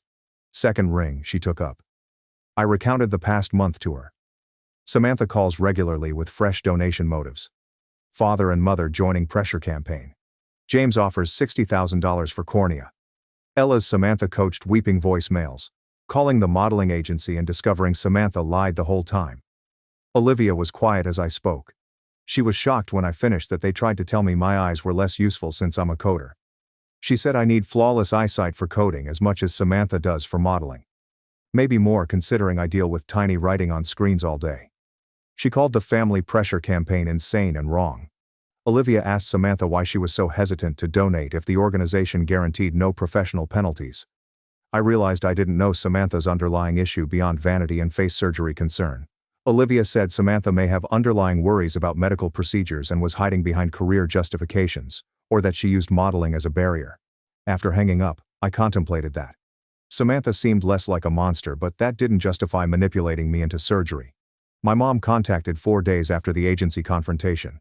Her voice was hesitant and distinct from her earlier pressure.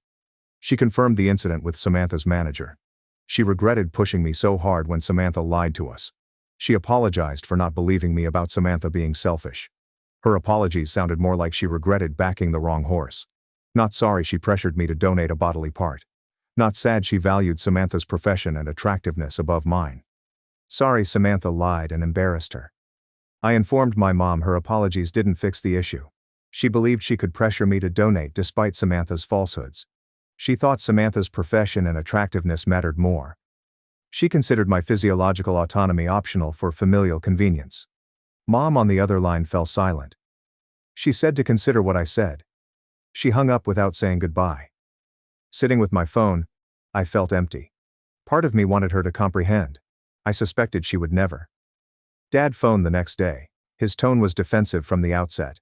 He felt I was too hard on my mom, who was helping Ella. Samantha's job explanation deceived the family, he said. I punished them for trusting her. I explained that they trusted her because it matched their vision. My needs are less important than Samantha's. Her career matters more than mine. That her looks trumps mine. Dad became mad and said I was distorting things. He stated they wanted Ella's finest. How come I had to decide what was best for Ella instead of her mother? That stumped him. Samantha didn't call me for a week after the agency incident. James occasionally texted updates. Samantha met with the transplant coordinator to evaluate donors. Her medical exams were underway. She discussed the operation with the surgical team. He never faulted Samantha. I never received an apology for his pressure. He apologized for the issue getting out of hand in his messages. Like this was an accident rather than a plan to force me into surgery. Thomas Clark of the transplant facility called me Thursday morning. He asked whether I would be considered as a backup donor if Samantha wasn't right for Ella. They astonished me by contacting me. I asked Samantha if wanted it. Thomas said identifying backup donors was normal. Before the pressure campaign, Samantha submitted documents with my name weeks before asking me. She thought I'd agree if she pressed hard enough. She listed my name like my body belonged to the family. I asked Thomas to give me time to consider the backup donor. I could take as long as I needed to feel comfortable with my choice, he added. I liked his calm, professional voice throughout the interview after weeks of family members yelling at me. Long after we hung up, I stared at my phone. The realization hit me hard. Samantha put my name on the forms weeks ago when she launched her pressure campaign. She never requested a backup donor evaluation. She thought I'd cave if she pressed hard enough. She regarded my body like family property she could claim anytime she needed. Despite being enraged for weeks, the assumption made me furious again. She filled up formal medical documents with my details before talking to me since she was so confident in her abilities to deceive me. Olivia brought neighborhood bakery coffee and cakes Saturday afternoon. I told her everything about Thomas's call and the backup donor on my couch. I told her my conflicting feelings and she listened quietly. I wanted to assist Ella, a youngster stuck in adult troubles, but I worried that being backup would show my family's influence succeeded. Olivia suggested something I hadn't considered. Only if Samantha couldn't contribute medically would I donate. It wasn't like being first or having my family force me to get surgery. I wouldn't have to give if Samantha donated properly. Though that made logic, I felt odd about the circumstance. Olivia stated that was usual considering my family's treatment for 3 months. She advised me to see a professional therapist about processing everything since family manipulation campaigns weren't typical life experiences that friends could help with. I looked for family dynamics and boundary therapists online on Sunday. Most of the websites were generic and useless, however, Miriam Shepard's description addressed helping with individuals struggling with familial pressure and guilt. Her office was 20 minutes from my flat. I briefly told her I needed aid with a delicate family matter with medical pressure Monday morning. She was available the following Thursday, so I scheduled it. I'd never been to therapy. My family always thought therapy was for others. However, this terrible issue made me rethink every familial bond, and I wanted someone impartial to assist me deal through it. I drove to Miriam's office Thursday afternoon, worried about therapy. Her waiting room included nice music and comfy chairs. When she summoned me back to her office, she appeared normal, not frightening. She asked me what brought me in, so I explained cornea donation demand. When I started talking, everything came out. Samantha's first call, the daily pressure campaign, my mother's calls about family commitments, my father's jealously charges, James's $60,000 offer, Ella's coached guilt messages, the modeling agency showdown, and now the backup donor dilemma. Miriam probed my childhood and Samantha connection. I noticed trends I hadn't seen before answering. Samantha was always attractive and started modeling at 12. Our parents protected her modeling career like a treasure. I was brilliant, received high marks, and studied computer science in college. Everyone expected me to be independent and prioritize Samantha's needs. I was supposed to comprehend why Samantha robbed my education cash for modeling portfolios. I wasn't allowed to protest when Samantha wanted our parents' attention for auditions and photo shoots. I accepted the pattern as regular family relations for decades. Miriam utilized parentification in reverse, a new phrase. Parentification usually requires older kids to care for younger siblings. However, my family asked me to suffer for my younger sister since her needs were prioritized above mine. I was responsible and didn't need anything.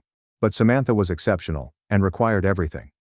Miriam noted my refusal of the contribution requirement was healthy self-preservation, not greed like my family alleged. She emphasized that I'd always accepted Samantha's needs over mine. Finally saying no helped me appreciate myself. I startled myself by sobbing in her office. Despite the pressure and manipulation, I didn't cry. Sitting there hearing someone support my sentiments and limits cracked something loose. I realized I'd spent 40 years thinking being a good sister and daughter meant shrinking to make Samantha bigger. Miriam gave me Kleenex and said we had a lot to go through, but she was delighted I came in. We made another appointment next week. James began contacting me regarding Samantha's transplant center exam 2 weeks after the modeling agency fight. He stated the day-long assessment included various scans and procedures. Samantha was nervous about all the medical things and kept asking how long it would take. The tone of his communication suggested I should reply with pity or encouragement. Each text was read and I put my phone down without responding. I wasn't ready to comfort someone who'd spent a month manipulating me into surgery. Samantha chose to give and now faced the medical process. My sympathies was exhausted after what she'd done. James sent another text that evening claiming Samantha was fatigued from testing. I remained silent. He could reassure his wife about her choices. Thomas Clark contacted me Tuesday morning with Samantha's assessment findings. Unlike our previous talk, his voice was more guarded. Samantha's examination showed early-stage keratoconus in her other eye. I asked what that meant because I didn't know anything about eye issues. He explained keratoconus as corneal thinness and bulging. Samantha's early-stage mild illness making her a less appropriate donor than predicted. She could donate to Ella, but surgery and post-op problems were increased. The transplant team wanted to evaluate me as a backup after this discovery. They needed a robust backup donor in case Samantha's operation or recuperation went poorly. Hearing the news caused a complex combination of emotions. I felt justified that Samantha wasn't the wonderful donor she thought she was when she said her eyes were better than mine. But worry returned that I might get involved. I had worked hard to keep my boundaries, but now I might need to contribute for medical reasons. I informed Thomas I needed 48 hours to decide on backup assessment. That was good, and I could call him when I was ready. After we hung up, I contacted Miriam's office to request an emergency phone session. Her receptionist suggested Miriam call that afternoon. I conveyed the change to Miriam at 3 using Samantha's evaluation scores. She asked me how I felt about being a backup donor now that there was a medical purpose rather than family pressure. Yes, I was puzzled and guilty. Miriam helped me separate Ella's medical requirements from my family's manipulation throughout the last months. She said I could assist Ella without believing my family's tale that I had to be the first donor. I would choose backup evaluation for my own reasons, not under compulsion. That distinction seemed crucial. I didn't give in to familial pressure. I was deciding whether to help my niece. I recapped everything with Olivia that night. She inquired about my intentions. Leave family conflict and strain behind. After thinking about it, I wanted to help Ella if Samantha couldn't give properly. Ella was innocent and deserved her eyesight restored. But I had to do it on my own, not because my family pressured me. Olivia thought it was a good idea and asked for my terms. I deliberated. I stressed that I was doing this for Ella, not because I agreed with my family that my body parts were negotiable. I wanted everyone to realize that giving was my decision, not something I should have done sooner. Olivia thought those were appropriate limits. She noted that I'd previously shown I could resist family pressure by refusing for 2 months. Accepting backup assessment didn't remove or invalidate that boundary setting. I phoned Thomas Wednesday morning to say I'd proceed with backup donor evaluation, but I stressed that I was doing it for Ella, not my family. I also mentioned that if I had to contribute, it would be my decision, and I wouldn't let people say I was finally coming around or doing what I should have done. Thomas Clark stated he understood and will register my complaints. He set my evaluation sessions for the next week and provided me testing instructions. After hanging up, I felt weirdly peaceful about the decision. I chose based on my ideals and reasons, not familial pressure. That felt distinct from anything else. Evening call from Mom. She seemed relieved when I replied. She thanked me for being reasonable after James informed her I'd back up donor assessment. I interrupted her story. I clearly said that I wasn't being rational or agreeing with them. Choosing to aid my niece was different than giving in to familial pressure. I assured her that I would donate because I wanted to help Ella, not because the family manipulation campaign worked. My mother grew silent on the other end. She responded quietly that she recognized my difference. She seemed saddened, but maybe she understood this time. She was delighted I was willing to be examined as backup and hoped Samantha's donation went well so I wouldn't have to. I felt exhausted but stronger when we hung up without family chit-chat. Despite helping, I kept my limits, felt progress. I checked in at the main desk the next week at the medical center. My receptionist gave me a clipboard with medical history and health status paperwork. I answered dozens of questions on surgeries, meds, family health, and smoking drinking. After submitting the papers, a nurse phoned me and brought me through a maze of halls to the ophthalmology department. After checking my blood pressure and temperature, she led me to the first testing room. The eye exams were different from my normal vision checks. The technician put my head in a tunnel-like contraption. Lighting flashed and equipment made frightening noises. She said they mapped my corneas to look for anomalies. Next was a contraption that captured back-of-eye photos using drops that blurred everything for 20 minutes. The technician specifically inquired about my computer use and headaches and eye strain. Even though no one was scrutinizing me, I felt unusually protective about my screen time as I detailed my dual-monitor work setup and regular breaks. Blood testing in the lab down the hall followed, where the phlebotomist filled a dozen vials for compatibility screens and health indicators. The ophthalmologist saw me after testing. In her computer review, she indicated my corneal thickness was great. For someone who spent so much time on screens, my eye health was excellent, and I would be a good donor. She stressed the if, saying Samantha was still the main donor and I was backup. After weeks of my family saying Samantha's eyesight was more essential, seeing her say my eyes were great made me feel weirdly validated. I was warned of infection, eyesight abnormalities, and healing issues if I donated. She said cornea donation was safe, but I needed to know what I was signing up for. I signed permission documents recognizing hazards and left the hospital fatigued after hours of testing. I got more blood tests and a surgical team consultation the following week. I signed in at the front desk and read an eye health magazine in the waiting area. Samantha was heading through the entryway with James behind her when I looked up.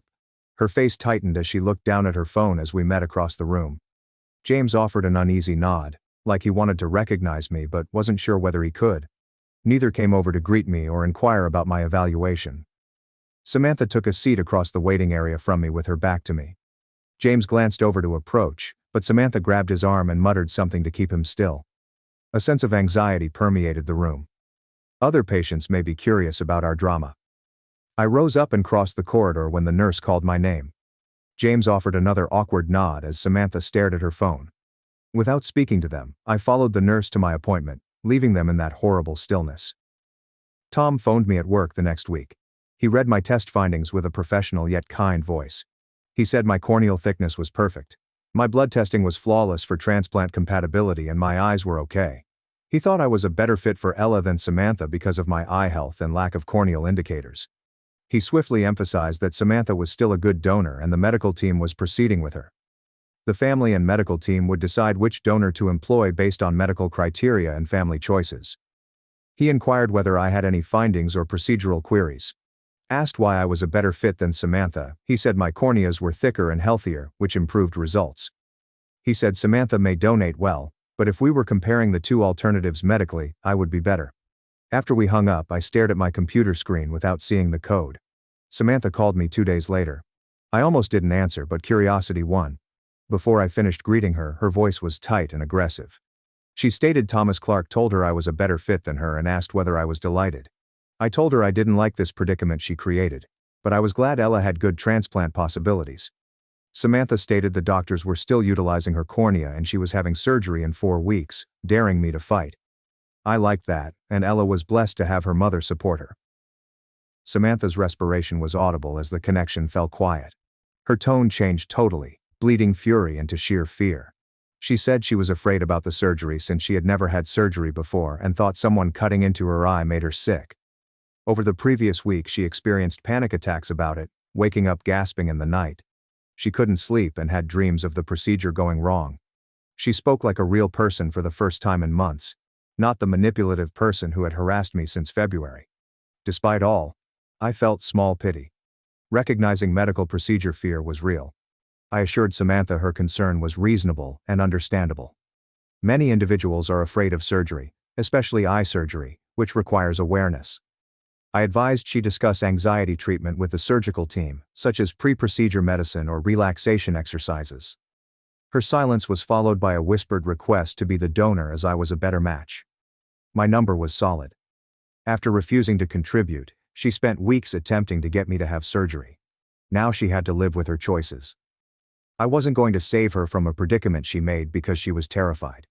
Her dread was real, but it didn't modify her actions or require me to have surgery. Again, Samantha's voice strained. She felt I punished her by forcing surgery when there was a better choice. She accused me of being vengeful and exploiting the circumstance to get back at her for everything. I patiently stated that I wasn't forcing her. Ella's mother had caused this predicament by valuing her appearance over her daughter's health. She would give since the doctor said she could. She was afraid, but weeks of harassment and manipulation remained. My phone died after she hung up. I put my phone on the kitchen counter and felt exhausted, like the chat had drained me. Dad phoned the next day. He spoke in such tone when he was going to lecture me on family responsibilities. He stated Samantha was having a breakdown about the procedure and I should give. He repeated his points from weeks earlier about me being unmarried with no one to impress and my career not dependent on my beauty. He stated programmers didn't require flawless eyesight like models and losing one eye wouldn't harm my lifestyle.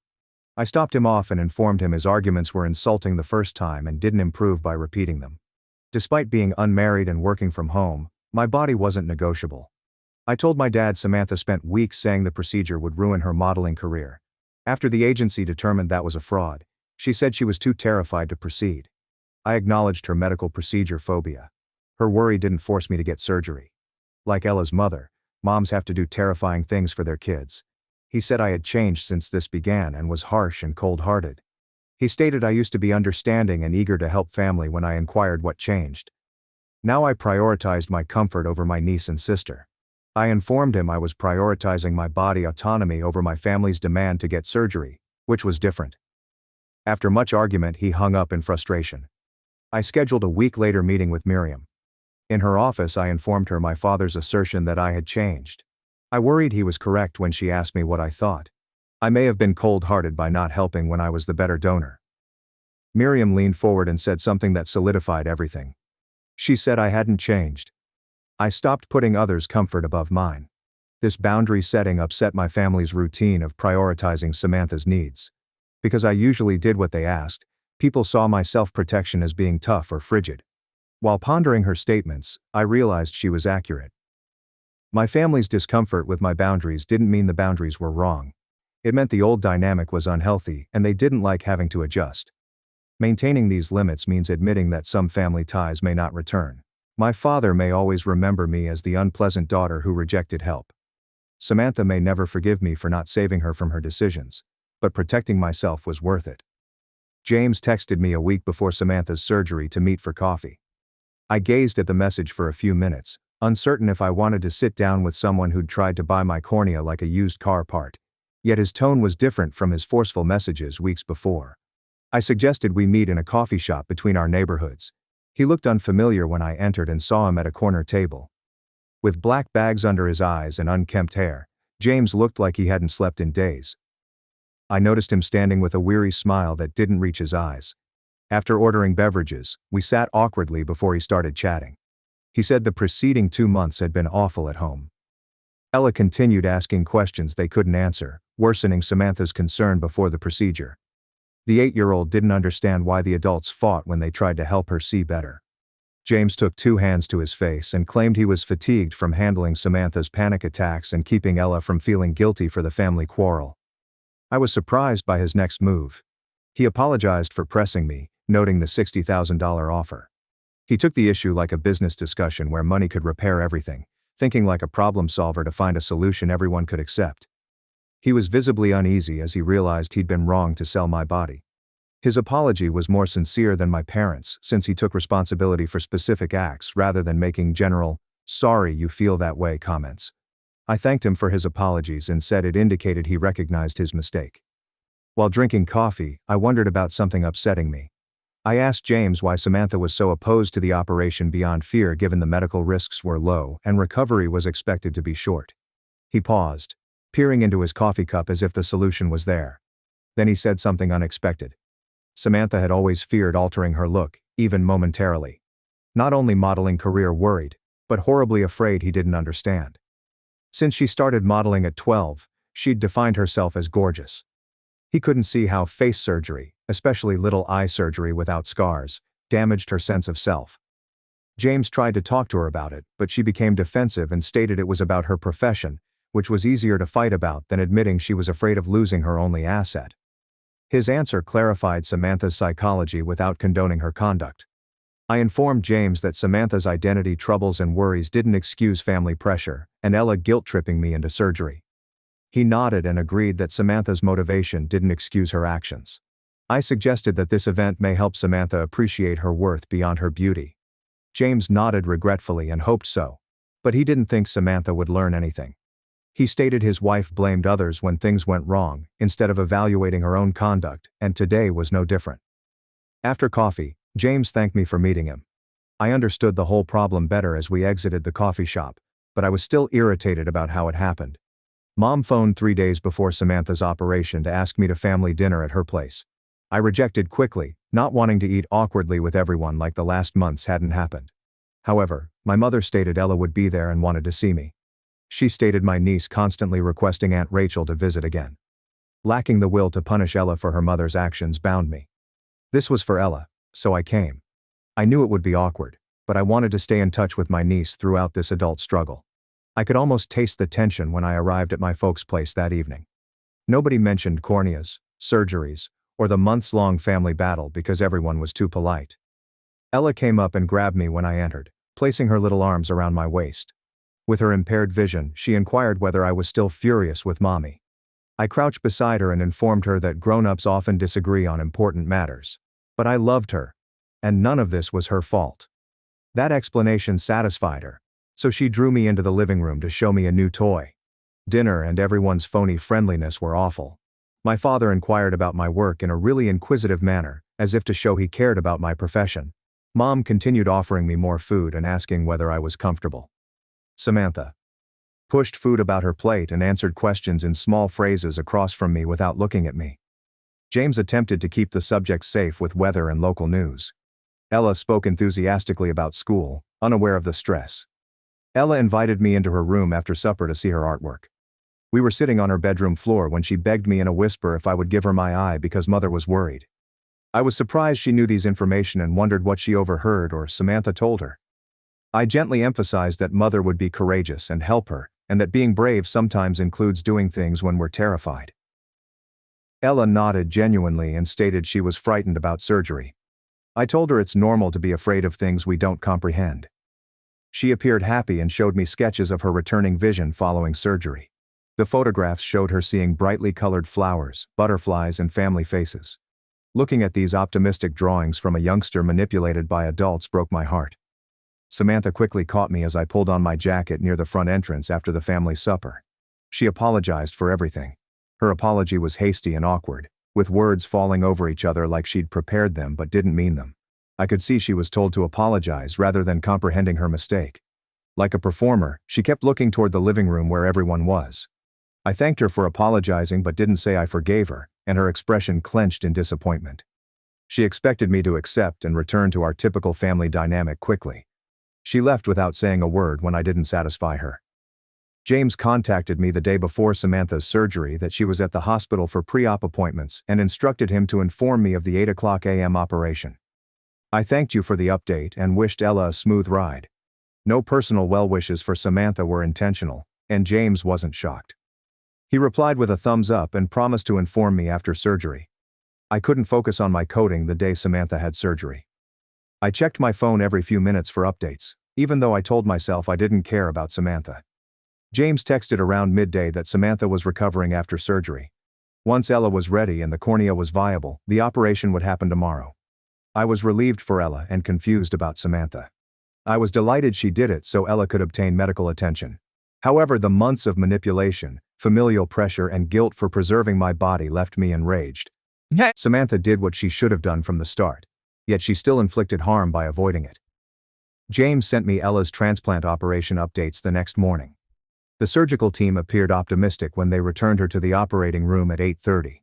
I looked at my phone for a moment before saying I hoped things went well. Another SMS arrived at 10 o'clock saying the procedure was going well and the surgeons liked the cornea. Despite trying to concentrate, I checked my phone every few minutes. James updated at 11:30 that they were completing, and the surgical team said everything went well. Knowing Ella will finally have her vision repair made me feel relieved. Just before midday, Ella received the last SMS confirming her recovery and good visual prognosis.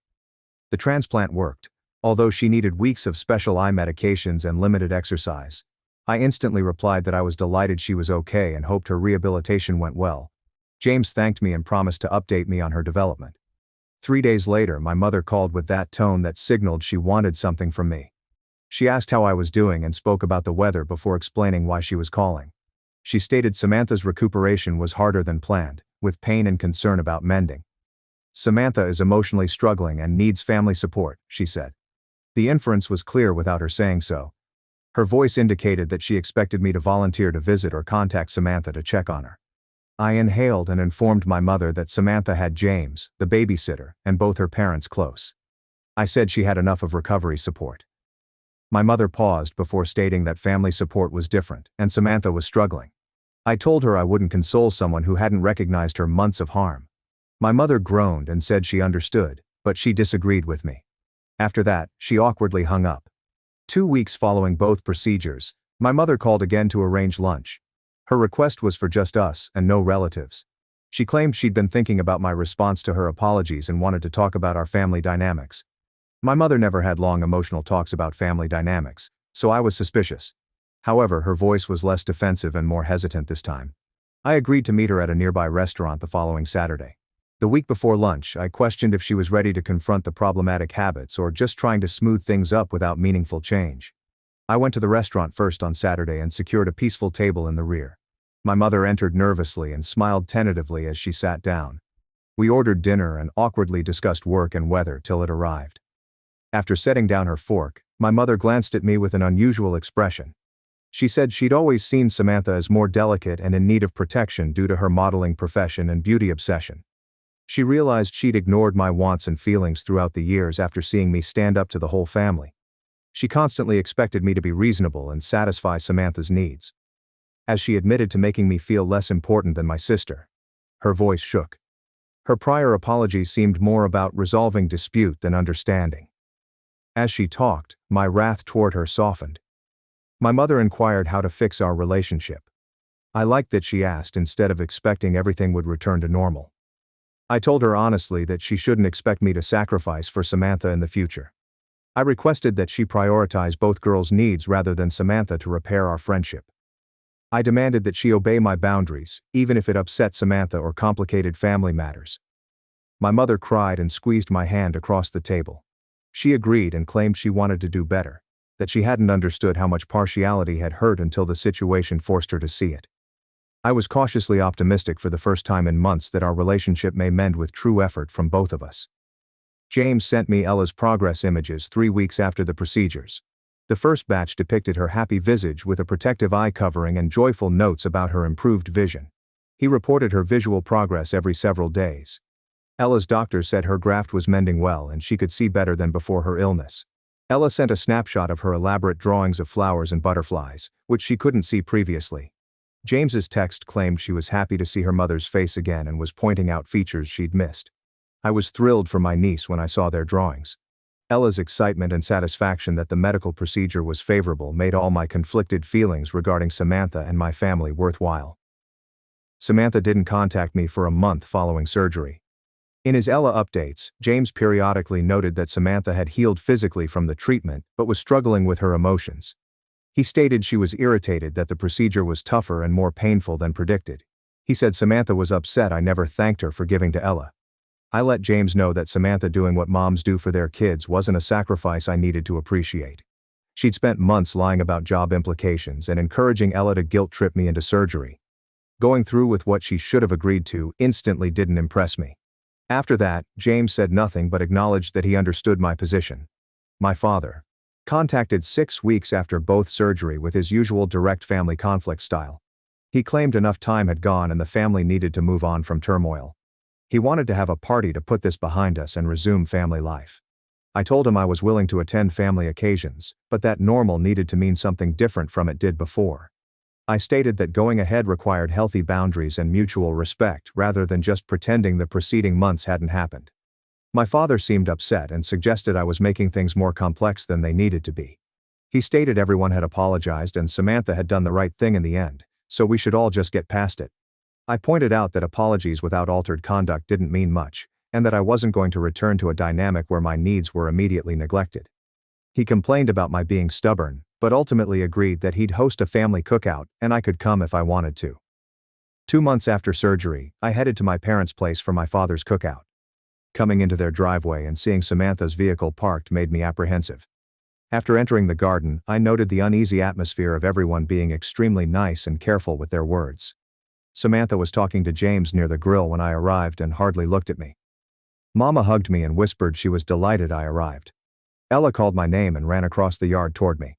Ella slammed into me with an embrace and showed me her improved vision.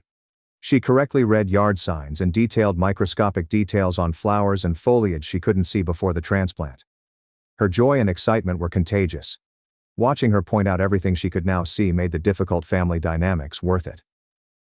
Later that afternoon, Samantha and I were alone on my parents' back porch. When I stepped outside to get away from the crowd, she followed. We were uneasy for a minute before she said quietly. Her modeling agency included her gift in a promotion promoting loving moms. Several clients had praised her, and the tale had garnered exposure for her and the agency. She softly acknowledged that I was right about the career implications being overblown. She was afraid about the procedure, not the career repercussions. She lowered her voice as she said that she'd never had surgery and that the thought of having her eye operated on had caused weeks of panic episodes. It was her closest to taking responsibility for her actions. She wasn't apologetic, but she said her anxieties were about the procedure, not her career. While I didn't declare I'd forgiven her, I nodded to acknowledge her. We waited there for another time before returning inside to the family. I told Samantha I understood being terrified of medical issues, but she shouldn't rush me into surgery or guilt-trip me. Moving her weight, she peered down at the porch planks. She regretted her actions, especially including Ella in adult issues. I nodded to acknowledge her but didn't forgive her. We returned inside where everyone was eating and feigning calm. I avoided Samantha for a few months and spent more time with my mother and Ella. Dad stopped calling my looks or career worthless. He nevertheless reacted defensively to pressure campaign mentions. James texted me sometimes to check in and apologize for his role in things, which I liked since he appeared to understand why they did wrong.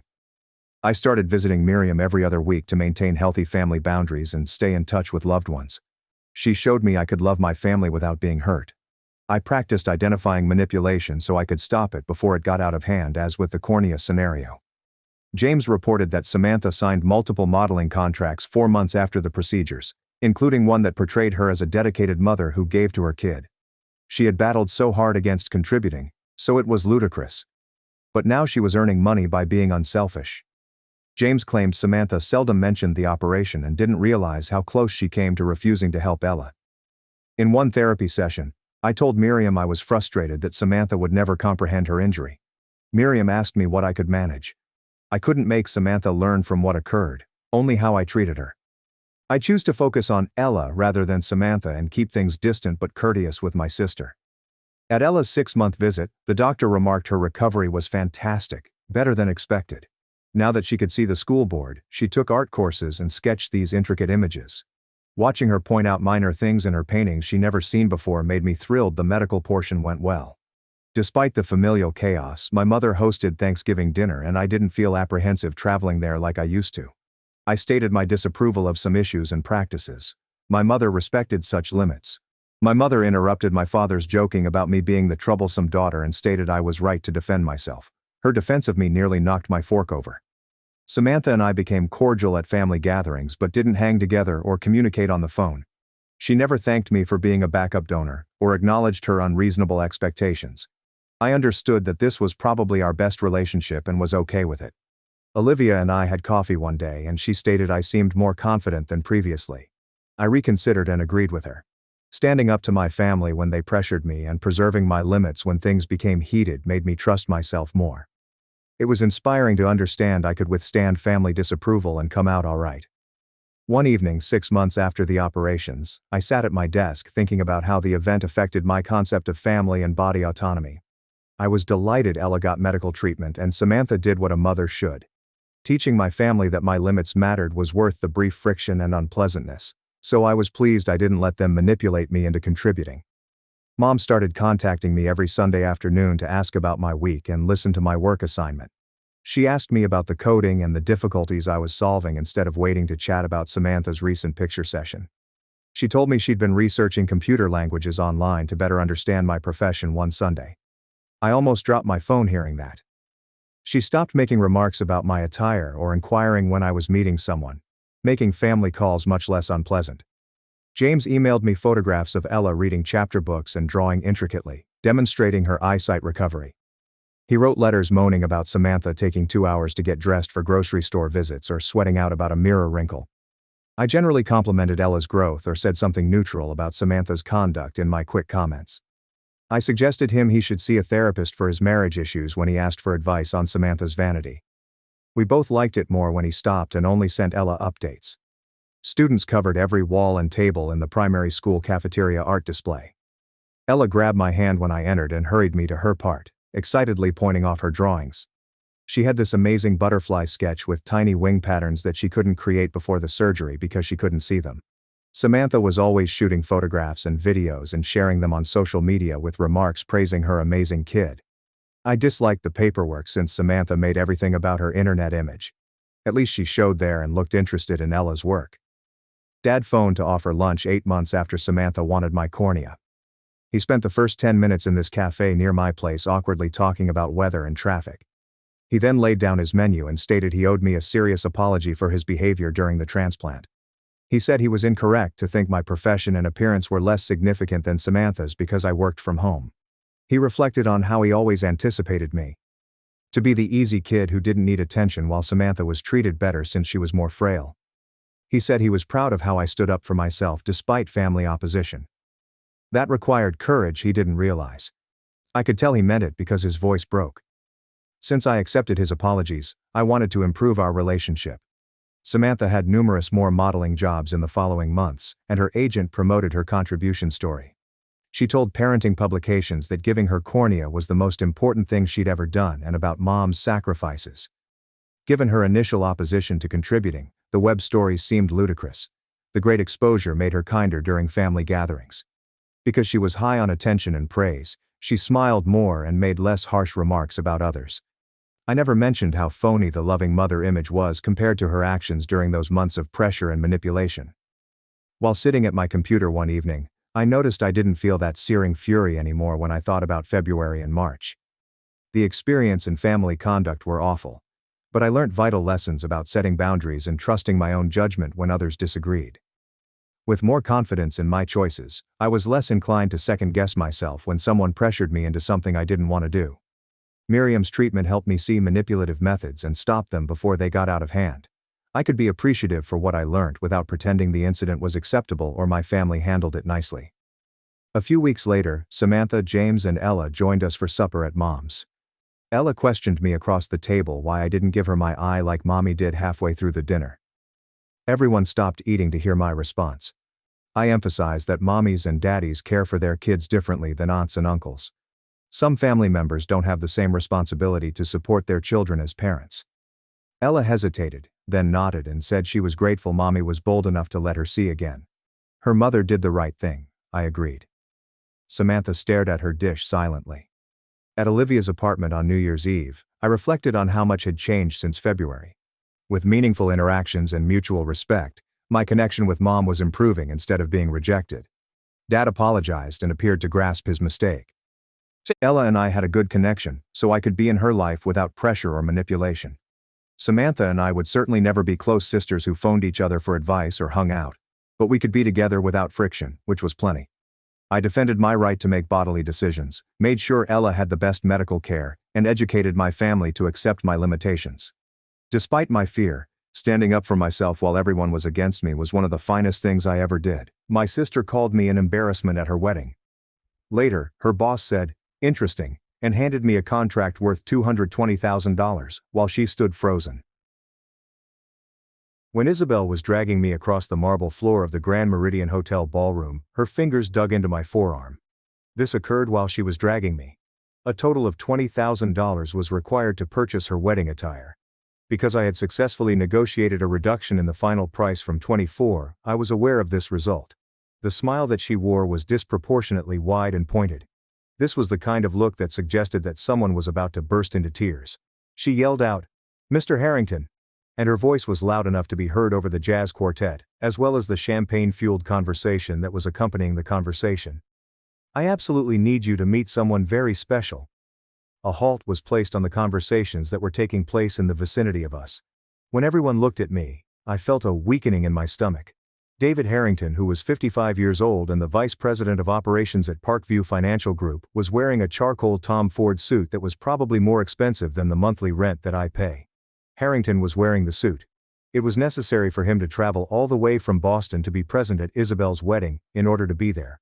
Over the course of the past 2 years, she had been working as his executive assistant and she never stopped gushing about how important he was and how prestigious her position was.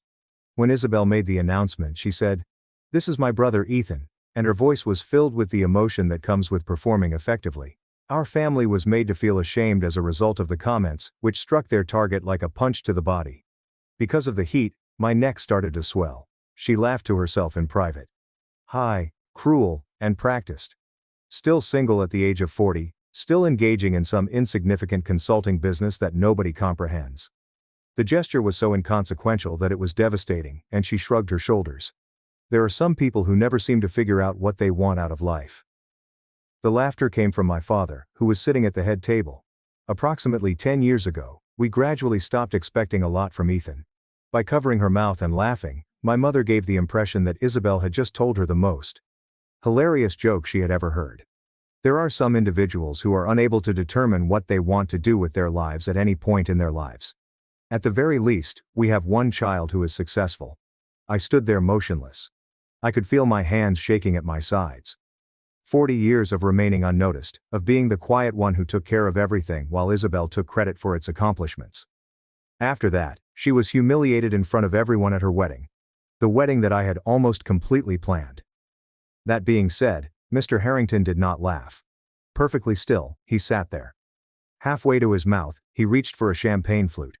There was a brief moment when his gaze shifted from Isabel to my parents, and then it returned to me. The expression on his face was so unreadable that it appeared to be carved out of granite. He whispered, Ethan. His name. It was a complete and total silence. I was wondering what kind of consulting you do. I was taken aback by the fact that he was even addressing me, and I blinked. In addition to providing services in corporate restructuring, I also offer financial consulting. During times of crisis, I provide assistance to businesses that are small to medium in size. I was wondering how long you've been doing this. I am 15 years old. He gave a slow nod and returned his champagne to the table without taking a sip. Very interesting. Now he was looking at Isabel. As if water were passing through shattered glass, all of the warmth emanated from his face. Isabel, I ask that you come to my office first thing on Monday morning. I need to see you. At 8 o'clock. Precise. Try not to be late. He stood up, made some adjustments to his cufflinks, and then proceeded to walk in the direction of the exit without uttering a single word. It was suffocating due to the silence.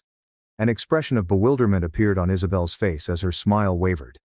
Both of my parents looked at each other, with my father's forehead furrowed and my mother's mouth hanging slightly open. Nobody was able to comprehend what had just taken place. I never did either. My hands were still shaking on the steering wheel as I drove home to my small house on the outskirts of Riverside. 20 minutes later, I excused myself from the meeting, claiming that I was suffering from a headache. I was the one who kept to myself, the one who did not require attention, the one who chose not to demand praise, and the one who simply took care of things while everyone else was in the spotlight. Even though Isabel was 4 years younger than her, she had always been the center of attention. In addition to being the homecoming queen and the leader of the drama club, she was also the recipient of a full scholarship to attend Boston University. For as long as I could remember, I had been the son who was considered to be invisible. Isabel at her graduation, Isabel on her first day at Parkview Financial, Isabel receiving an award from the Chamber of Commerce, my own college degree, which I had earned while working 3 jobs, and a congratulations card that my mother forgot to sign. All of these images were taken by Isabel. The request for small favors had been made by Isabel, who had called 3 months prior to the wedding. The picture of her was displayed in each and every room of the house that my parents had decorated. Ethan, I need you to handle a few vendor issues because you are good at boring logistics stuff. I need you to handle their problems. I was able to negotiate with 14 different vendors, compare quotes, catch a catering company that was trying to charge for services that they hadn't provided, and catch the florist who was trying to upcharge by $900. All of these things were necessary because of the few vendor issues that I encountered.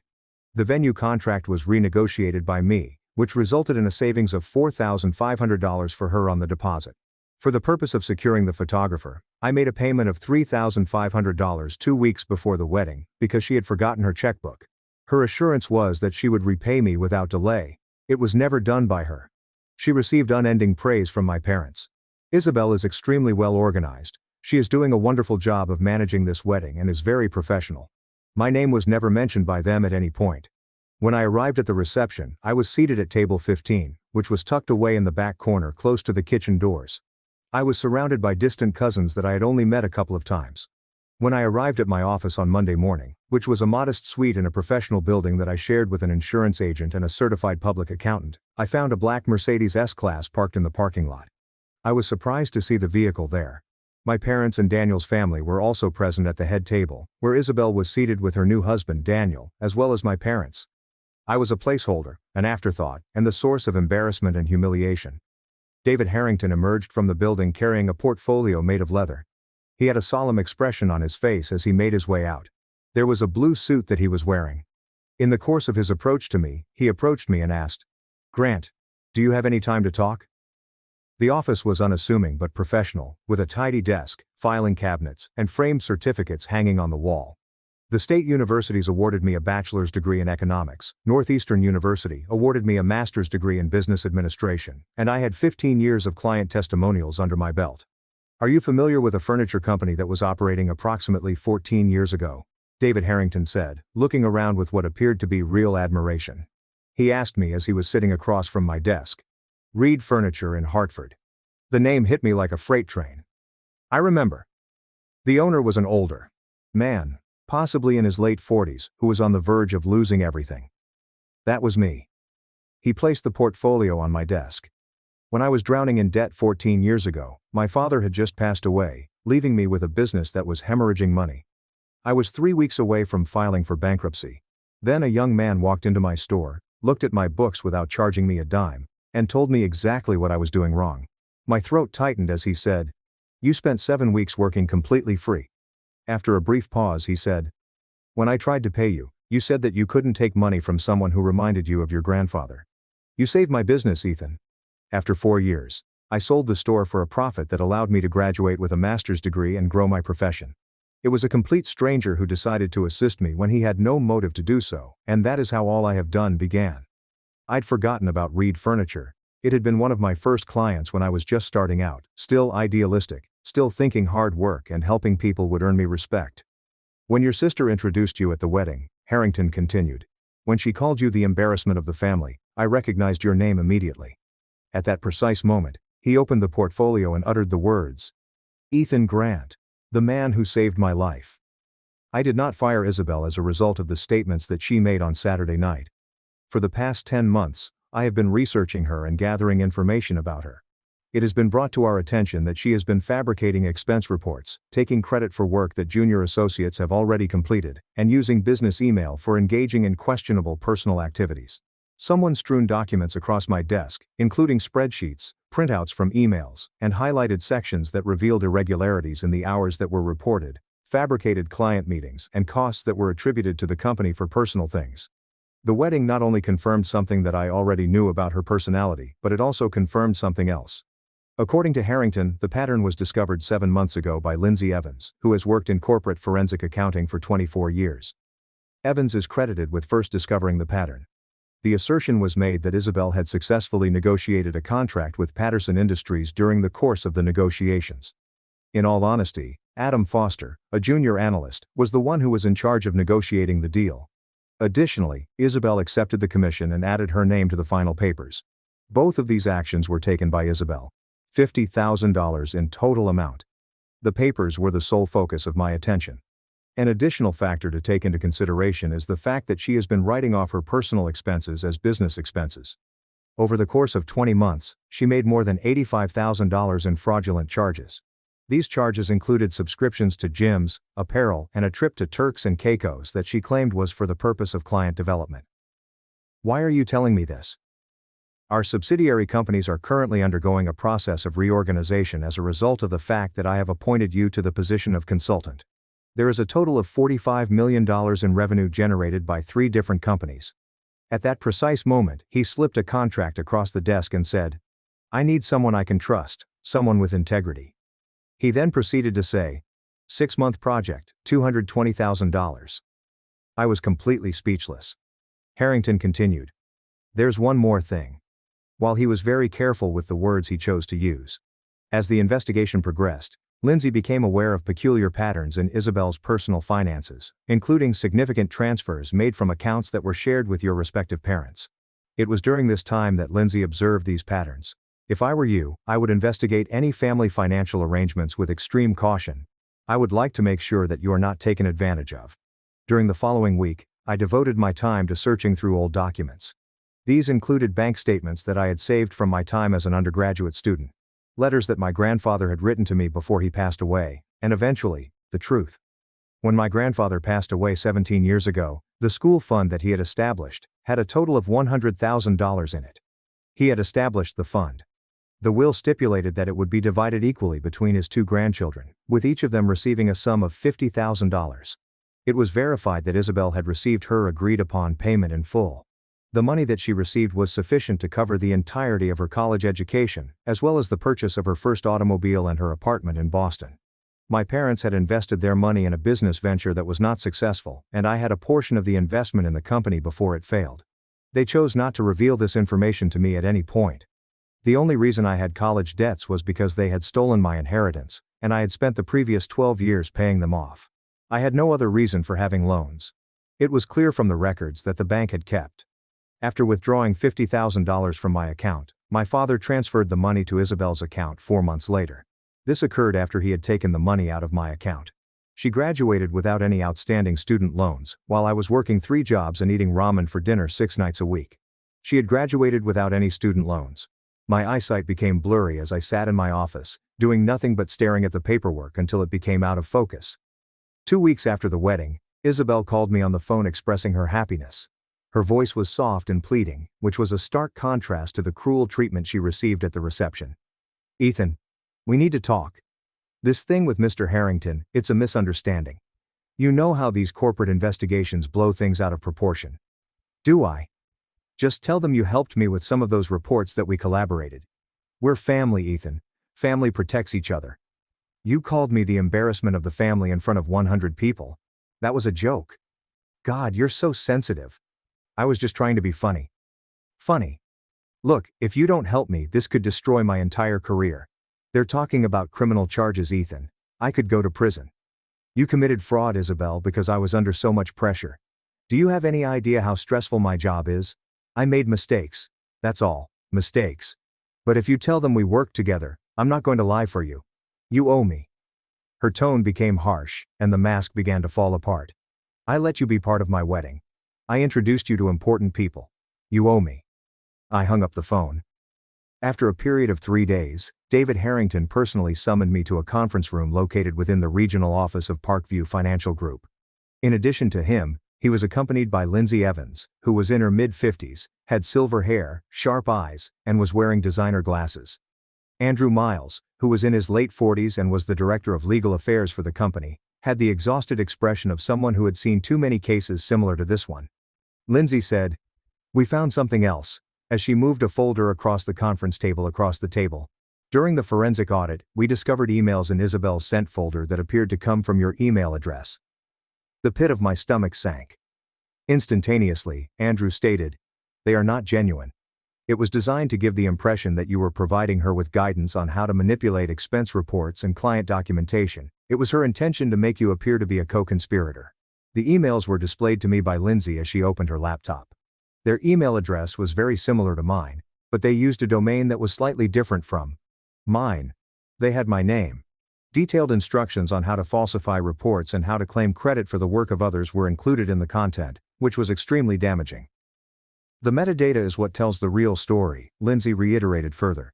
"Every single one of these emails was created from Isabel's work computer. The IP address traces back to her desk. The timestamps show they were all created in a 3-hour window last Tuesday night. After she knew we were investigating, she tried to frame you." Andrew concluded by saying, "If this had worked, you'd be facing criminal charges alongside her." I was unable to take a breath. In an effort to protect herself, my own sister had attempted to destroy me. This particular hearing for the company took place on a Friday afternoon. Despite the fact that I was not required to be present, Harrington extended an invitation to observe from a room adjacent to the one that had one-way glass. Within the group of 4 executives, Isabel was seated across from them. There is a woman named Patricia Carmichael who is the head of human resources, the chief financial officer, and the chief legal officer. She has 30 years of experience in the field of corporate investigations.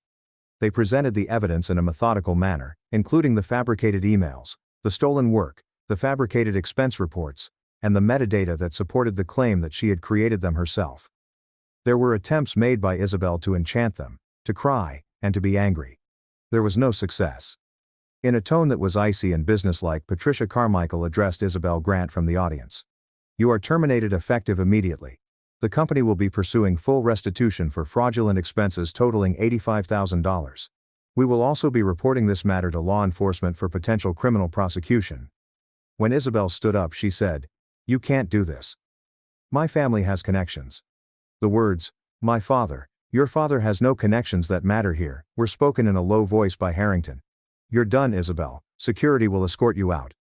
Observing her exit through a back elevator, I watched her go. Along each side, there was a security guard who was carrying her personal belongings in a banker's box. In the evening of that day, I made my first phone call to my parents since attending the wedding. "Ethan," Mom said in a bright and oblivious tone of voices. "We were just talking about you. Did you hear about poor Isabel? She's going through something difficult at work. I told her you might be able to help her find a new job. I know about Grandpa's education fund." There is no sound. "I know you took my $50,000 and gave it to Isabel. I have the bank records. I have the transfer receipts. I know everything." Even more silence. And then the voice of my father. In a defensive stance. "That money was invested. It was stolen. You stole my inheritance and gave it to your favorite child. While I worked 3 jobs and ate ramen, she was living in a luxury apartment with my money." Isabel needed opportunities, Mom said, her voice trembling for a moment. "She had so much potential and I had nothing. I had no potential.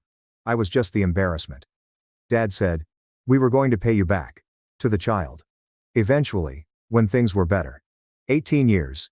You had 18 years. Instead, you laughed when she humiliated me at her wedding. A wedding I planned that I paid $3,500 for." I ended the call before they could come back to me. The family got together for a meal at my Aunt Helen's house.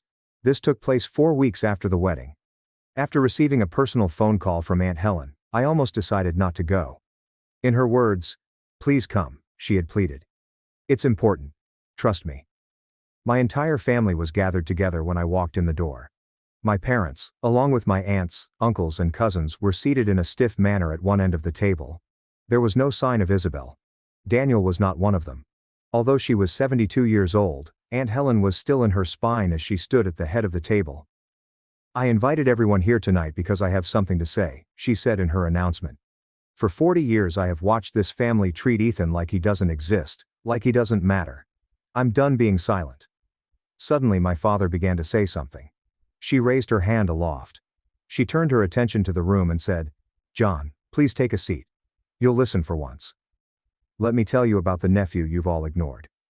10 years ago I was diagnosed with breast cancer. The treatment cost more than I had. I was going to sell my house. Ethan paid my medical bills anonymously, $12,000. I didn't find out it was him until 3 years later." The color stopped in my mother's face. When Daniel, the son of John and Martha, needed assistance with applying to colleges, who spent hours assisting him with writing essays, preparing for tests, and navigating the process of applying for financial aid. Ethan. Daniel was awarded a full scholarship. "Ethan's assistance was never acknowledged by any of you at any point in time," she said, pulling out documents, printed emails and letters. "When John and Martha lost their jobs during the 2009 recession, who co-signed their car loan so they could get to job interviews? Ethan. When their mortgage was about to default, who gave them $9,000 interest-free? Ethan." The eyes of my parents took in the table.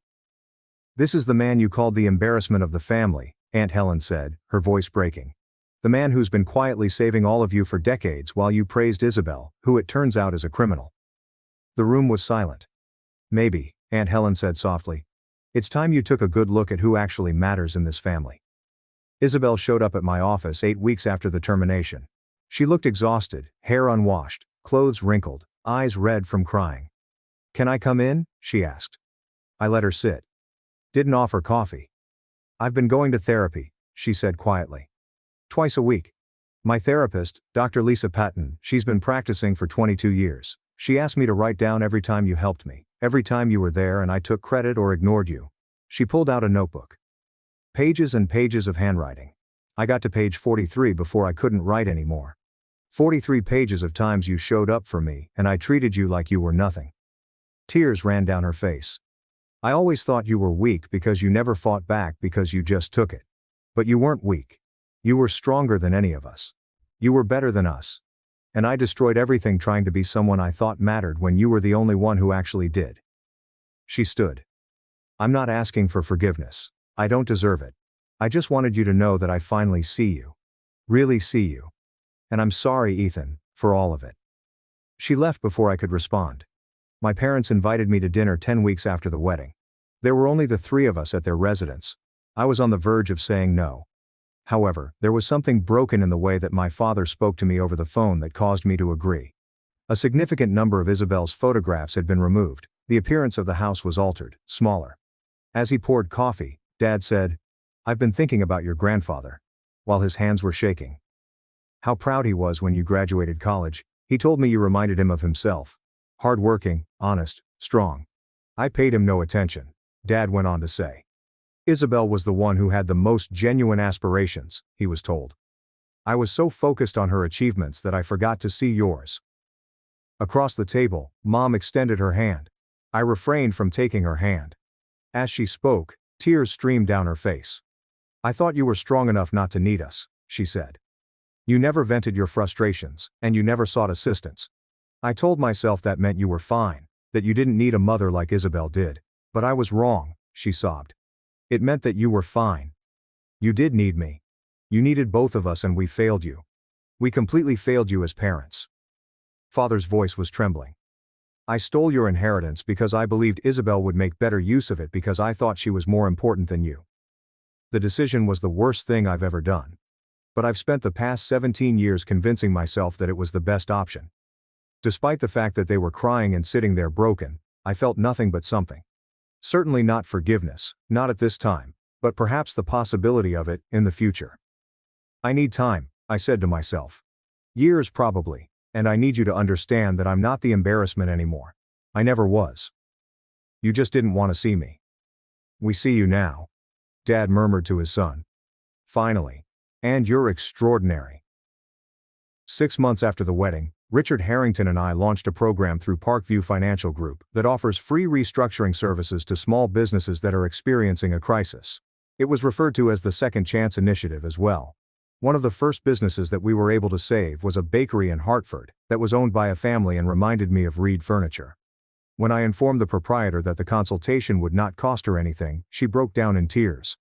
The question that she posed was, "Why would you help me?" Because someone helped me once, I explained to myself. And I'm paying it forward.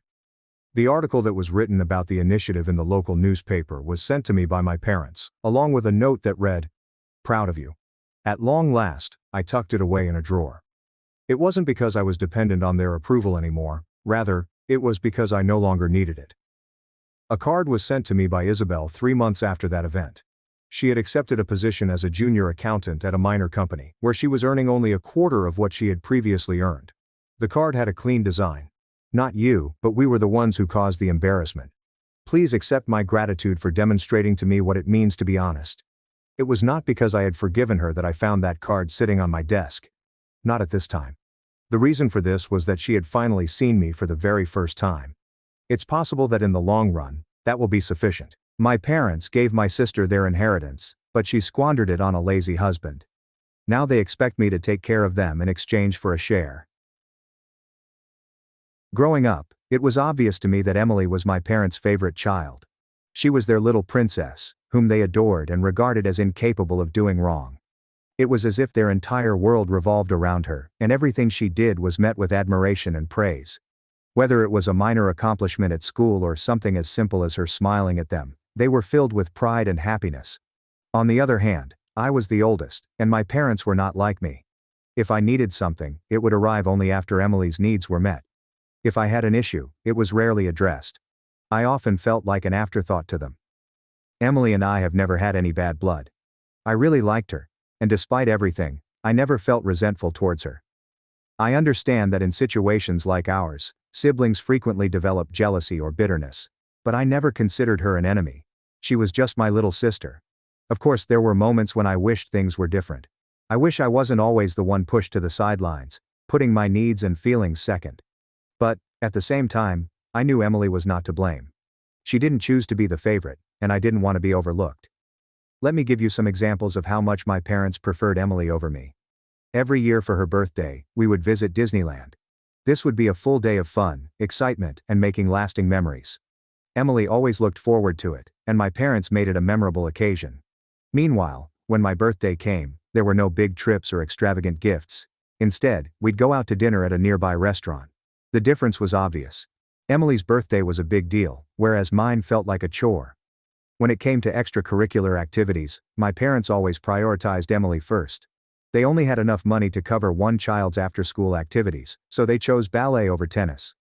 The frustrating part was that I was actually quite good at tennis. I enjoyed playing and had the potential to go far, but my parents did not consider it important. Instead, they advised me to focus on my studies, rather than what they considered a game. In reality, they just didn't want to invest in me. Emily was never an outstanding student. She never got a higher grade than a B, but it didn't seem to matter. Every report card she brought home, my parents would congratulate her on her efforts, express their pride in her, and sometimes even reward her with gifts or a special treat. For me, the story was entirely different. Even if I had won first place, there was no recognition, excitement, or rewards. My parents always expected me to get high grades. Not because they were concerned about my achievements, but because they wanted me to set a good example for Emily, my younger sister. If I did not meet their high standards, I would be chastised, lectured, or made to feel as if I had failed them. Regardless of how hard I worked, my accomplishments were never recognized in the same way Emily's were. My parents rarely provided financial support after I graduated from high school and attended university. I was expected to take out student loans and figure things out on my own because they assumed I was self-sufficient and responsible enough to handle everything. Meanwhile, when it was Emily's turn to attend college, my parents paid for all of her expenses without hesitation. They reasoned that she was too young to bear the stress of a loan. This felt extremely unfair to me, as if I didn't deserve the same assistance simply because I'd learned to care for myself. It was frustrating, but I had come to accept that this was the way things were in our family. Emily got a brand new car the moment she turned 19. My parents proudly handed her the keys. She didn't have to ask, beg, or prove she needed it. It was simply handed to her, with no questions asked. Meanwhile, when I needed a car for a part-time job in college, I had to ask my mother several times before she agreed to let me borrow her old beat-up vehicle. It wasn't in perfect condition, but I was glad to have anything at all. The problem was that the car was constantly breaking down. Some days, I'd be stuck on the side of the road, desperately trying to get it to restart. When I asked my parents for help with repairs, they declined. My father would tell me that if I wanted to drive, I needed to figure it out on my own. So, whenever my car broke down, I was forced to take the bus to work, no matter how inconvenient it was. Whether it was freezing cold, pouring rain, or oppressively hot, I had to forge my own path. My parents didn't seem to care how difficult things were for me. When my maternal elderly relatives died, my mother inherited everything they had left behind. It was a significant amount, and while I had not expected to receive any of it, I was also unprepared for what came next. Instead of spending the money on something meaningful for the whole family, she chose to go on a special trip just for herself and Emily. I wasn't even informed about it. I didn't realize they were going until I saw Emily's social media updates. She had shared photos of herself and her mother eating fancy dinners and staying in a luxurious resort. I was surprised and asked my sister where it was. She left me at red. Seeing those posts hurt in ways I can't describe. It wasn't only about the trip. It was the realization that they had not even considered inviting me. When I later confronted my mother about it, she made lame excuses. She claimed that she had made last-minute plans with my sister and that neither of them knew whether I would be available to attend. Mom also admitted that she has always felt more connected to Emily than to me because my sister is more like her, and she didn't expect me to mind as much. When I heard this, I burst into tears because hearing such things from my own mother hurts. I realized that no matter how hard I tried to fit in, I would always be on the outside. My parents were overjoyed when Emily graduated from college. They treated it as if she had done something unprecedented in our family. My mother was so proud that she gave Emily half of my grandparents' inheritance, with no conditions attached.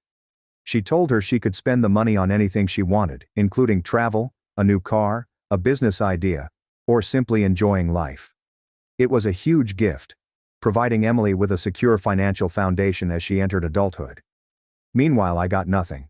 I did not expect half of the inheritance, but being completely overlooked once more was a slap in the face.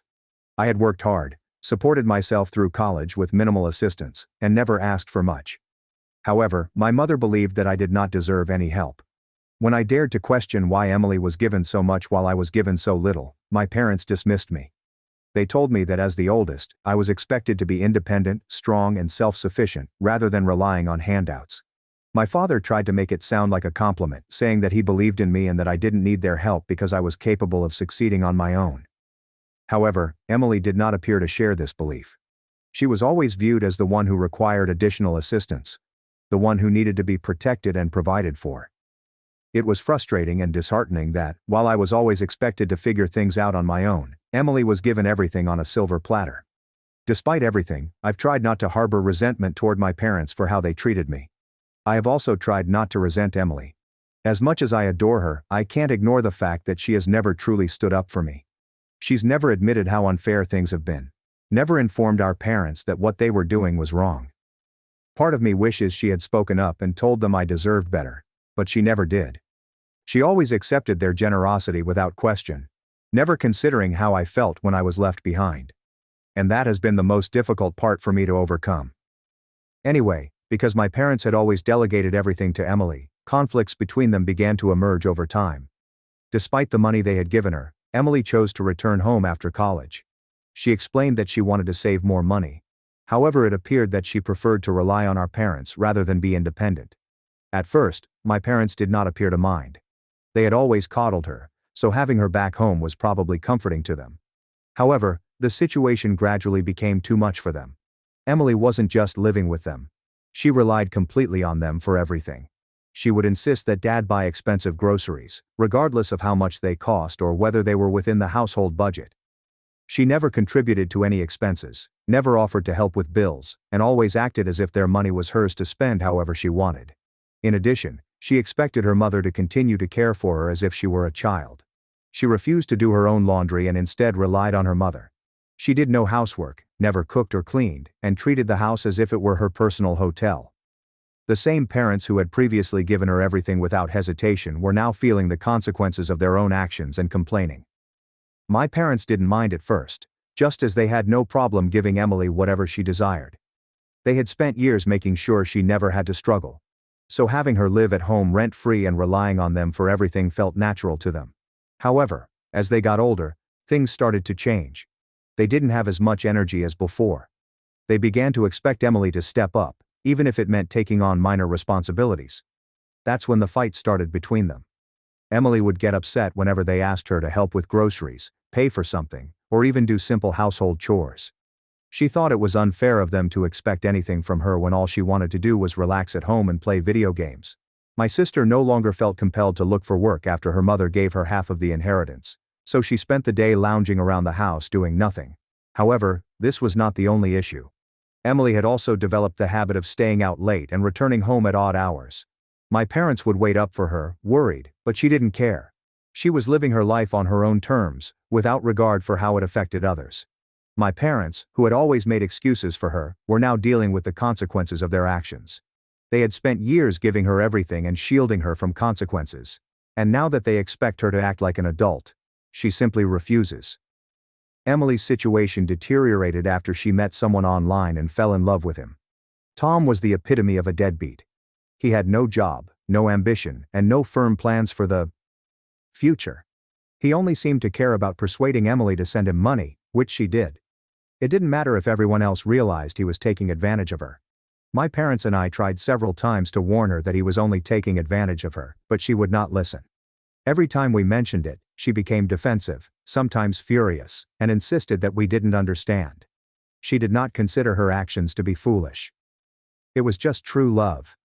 Emily was always willing to accommodate Tom's requests.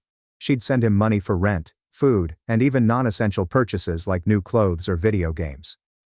It didn't matter that she was still living on my parents' money and had received it as an inheritance. Whatever Tom wanted, she found a way to give it to him. My parents, who had always spoiled their daughter, now had to watch another person take advantage of her. Emily refused to hear anything negative about him, no matter how hard they tried. She believed that helping him demonstrated her loyalty, and she refused to accept the reality of the situation. Emily abruptly decided 3 months ago to flee and marry Tom. It was completely unexpected. There were no indications, prior discussions, or anything to suggest that she had planned such a significant step. She was living at home as usual one day, and then disappeared the next. She didn't even tell our parents until afterward. We only found out when she video called us from her honeymoon. She proudly announced that she and her new husband Tom planned to travel the world and fund their grand adventure. They intended to use my sister's inheritance, or what remained of it. This was the same money that my parents had assumed she would use for something responsible, like a house or a secure future. Instead, she intended to spend it on her absentee husband. As you might expect, my parents were furious. Mom was particularly upset. She thought she knew her daughter better than anyone. For years my parents had favored her, giving her whatever she wanted. And now, in their eyes, she had abandoned everything for a man she hardly knew. Things have not been the same since. My parents, who once went above and beyond for Emily, have now realized the consequences of their actions. They have reduced all communication with her. Now that my sister is no longer their favorite, I've noticed a shift in how my parents treat me. It's as if they've suddenly checked in on me, want to go out to lunch with me, and are attempting to include me in activities they've never been interested in before. My mother, who used to barely acknowledge my presence unless she needed something, now calls just to talk. She has suddenly begun calling me whenever she wishes to go shopping. For years, I'd seen her and Emily go shopping while I was excluded.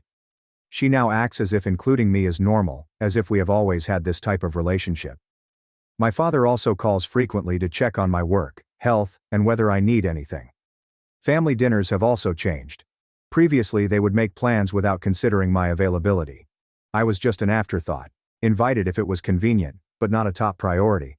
But now they plan family dinners around my availability. They confirm my attendance, contact me before making plans, and appear to be excited about my presence. It's strange, almost unsettling. Even socially, things have changed. They expect me to accompany them to any weddings or family gatherings where they are invited. It will be great to have you there, they say, as if they have always been concerned about my presence. Meanwhile, whenever Emily was present, they never asked if I wanted to leave. It's as if they've decided to make me a replacement for my sister. Part of me wants to embrace this change so that I can finally get the attention and care I wished for as a child, but another part of me is skeptical. Was this simply a matter of convenience, as Emily was no longer available to be their ideal daughter? But, unlike Emily, they expect me to work for them. For example, when my father became ill, my mother was unable to help him much due to a bad back. They suddenly expected me to step in and care for him without asking any questions. When my father was in the hospital, they encouraged me to visit him as frequently as possible, almost as if it was my responsibility to be there every day. They expected me to drop everything and focus on them, something they never asked Emily to do when she was the one they cared about. Then, over Christmas, my parents sat me down for what appeared to be a serious discussion. They informed me that they had decided to give me a portion of the inheritance my mother had received from her elderly relatives but had previously decided not to pass down to me. Keep in mind that my mother had already given half to my sister, so she decided to share some of what was left with me. My mother told me that she and her father thought they should have given me the money right away and hoped that I would use this inheritance to invest wisely or buy myself a new car because, according to them, my 4-year-old car had served its purpose and it was time for an upgrade. I was completely caught off guard. My parents had never been as generous to me before. For years, Emily had received expensive gifts and financial assistance, while I had been told to be self-sufficient and care for myself. I was understandably suspicious. When I looked at them and asked, "Why are you suddenly being so nice to me?" they revealed the truth. My parents sighed and admitted that they had learned their lesson after what had happened to Emily. My father went on to say that they could never trust her again because she had willingly spent all of her money to run off and marry a deadbeat. Instead of giving her more money, which she would undoubtedly waste, they chose to give it to me because they trusted I would use it responsibly. Mom looked at me and told me that in exchange for their generosity, all they wanted was for me to be their temporary favorite child. She said it casually, as if it were a perfectly normal thing to say. According to her, this meant that I should listen to them, be there for them, and look after them now that they were older and had no one else to turn to. Dad chimed in, saying he had always known I was the more responsible one, and he had high hopes for me, that I would not let them down like Emily had. I sat there staring at them, attempting to process what I had just heard. Hearing them say this confirmed what I had suspected. This was not love. This was not appreciation. This felt like they were attempting to bribe me into taking care of them. They'd lost Emily, their golden child. So now they wanted me not only to replace her, but also to cater to their needs. Their motivation for giving me money was not to make amends for how they had treated me previously. It wasn't because they regretted having ignored me all these years. No, they needed something from me right now. They offered me these gifts with strings attached. They expected something in return: my obedience, presence, and care. They didn't appreciate me as a person. It was about creating a safety net for themselves now that Emily was no longer present. At that moment, I realized something painful. My parents never really changed. They did not suddenly wake up and recognize my worth. They simply shifted their preferences because Emily had let them down. And now I was just their backup plan. Now, I could have refused the money. I certainly could have protested. I could have called them out on their hypocrisy, pointed out how they had ignored me for years, and expressed my true feelings, but I didn't because there was no point. It wasn't as if they'd suddenly realize their error and apologize. It was unlikely that they would finally admit how unfair they had been. Instead, I decided to simply accept what they were offering. My parents had never given me financial assistance before. I had always been the independent one, the one who had to struggle and work for everything, whereas Emily received handouts. My sister had been spoiled with expensive gifts, free college tuition, a brand new car at the age of 19, and half of the inheritance from my elderly relatives. So what did she do with it? She took off and spent everything on herself and her husband. Meanwhile, I worked hard for everything I had, with no assistance from my parents. She had received more than enough from my parents over the years. So, if they finally wanted to give me something, who am I to refuse? So I kept my mouth shut and accepted the money. However, since then, my parents' expectations of me have only grown. Every day they appear to feel more entitled to me. My mother always relies on me to drive her around, despite the fact that she is perfectly capable of driving herself. If I refuse, she reminds me that no matter what I've given you, you can't even do this simple thing for me. She acts like the money she gave me was some kind of lifelong contract, binding me to her every whim, and my father is no different. He now expects me to handle everything for him, paying his bills, ordering things online, filling out paperwork, making appointments, and fixing things around the house. If he needs something, he calls me first, as if I'm his personal assistant, rather than his child. It's frustrating because, while I expected them to occasionally call me for help, I never expected them to put the entire burden entirely on my shoulders.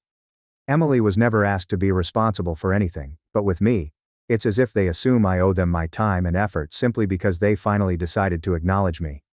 And I despise it. In addition to managing my own life and work, I now have to constantly think about my parents and their endless demands, which is exhausting, overwhelming, and extremely unfair. I never asked for this money, but now it feels like they only gave it to me so they could use it as leverage. To make matters worse, my mother fell down the stairs yesterday. She had to be taken to the hospital, and the doctors ordered her to be on bed rest for at least 3 weeks. My father then called and asked me to move in with them so I could care for Mom 24 hours a day, 7 days a week. I was taken aback, and I told him that while I could visit her every evening, I couldn't just drop everything and move in to care for her full time. My parents are upset with me and accuse me of being too self-centered.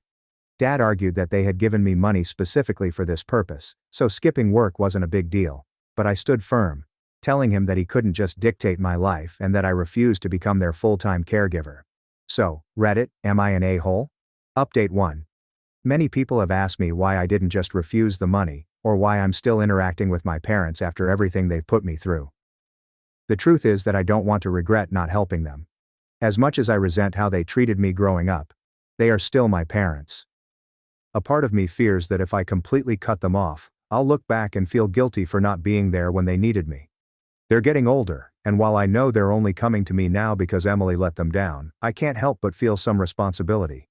Maybe it's the years of being forced into the mature and responsible role. Maybe it's just my conscience, but I don't want to be the type of person who walks away and later wonders, what if I had done more?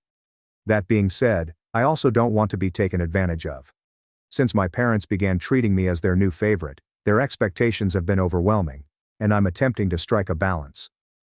I don't want to completely cut them out of my life, but I also don't want to let them guilt-trip me into being at their beck and call. If they truly regret how they treated me in the past, they should show it through their actions, not by suddenly expecting me to step in and replace Emily. I haven't fully decided how to handle everything yet, but in the end, I hired a caretaker for my mother and am covering the entire cost. My father isn't happy with this decision. He believes that no outsider can care for Mom in the same way that a family member can, and he thinks I'm selfish. I can't always keep them happy, so this is the best option for everyone.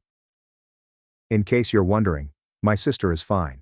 She and her husband are still traveling and enjoying life, and she video calls us every now and then to check in. However, my parents no longer tolerate her.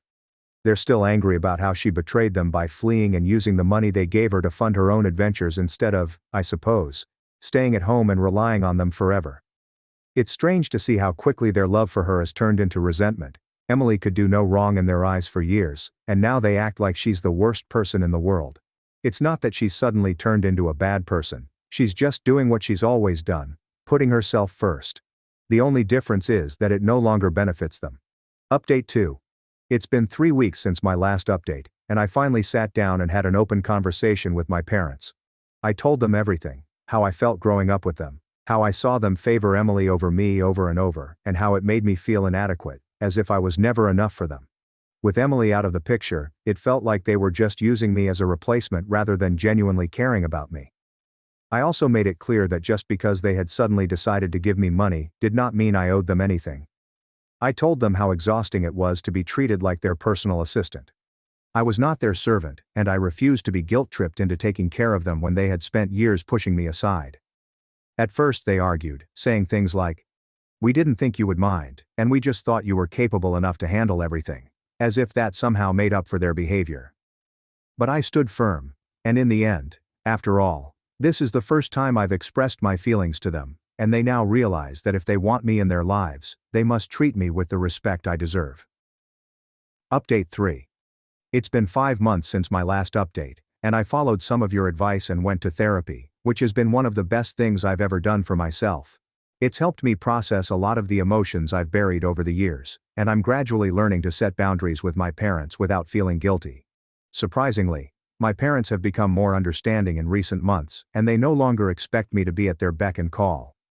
We still spend time together, but it feels normal now, like a genuine parent-child relationship rather than an obligation. It's not perfect, but it's much better than before. Meanwhile, as I expected, Emily has been trying to make her way back. Turns out, all of her money is gone, and her husband continues to refuse work. She recently approached me for help, but I declined because I knew if I gave in once, she'd keep coming back, and I'm not about to start funding her lifestyle. She also went to my parents, hoping they'd take her back. But they stood firm and told her she was on her own this time. Emily and her husband are currently living in his parents' basement, and I hope she will eventually figure things out and learn to care for herself.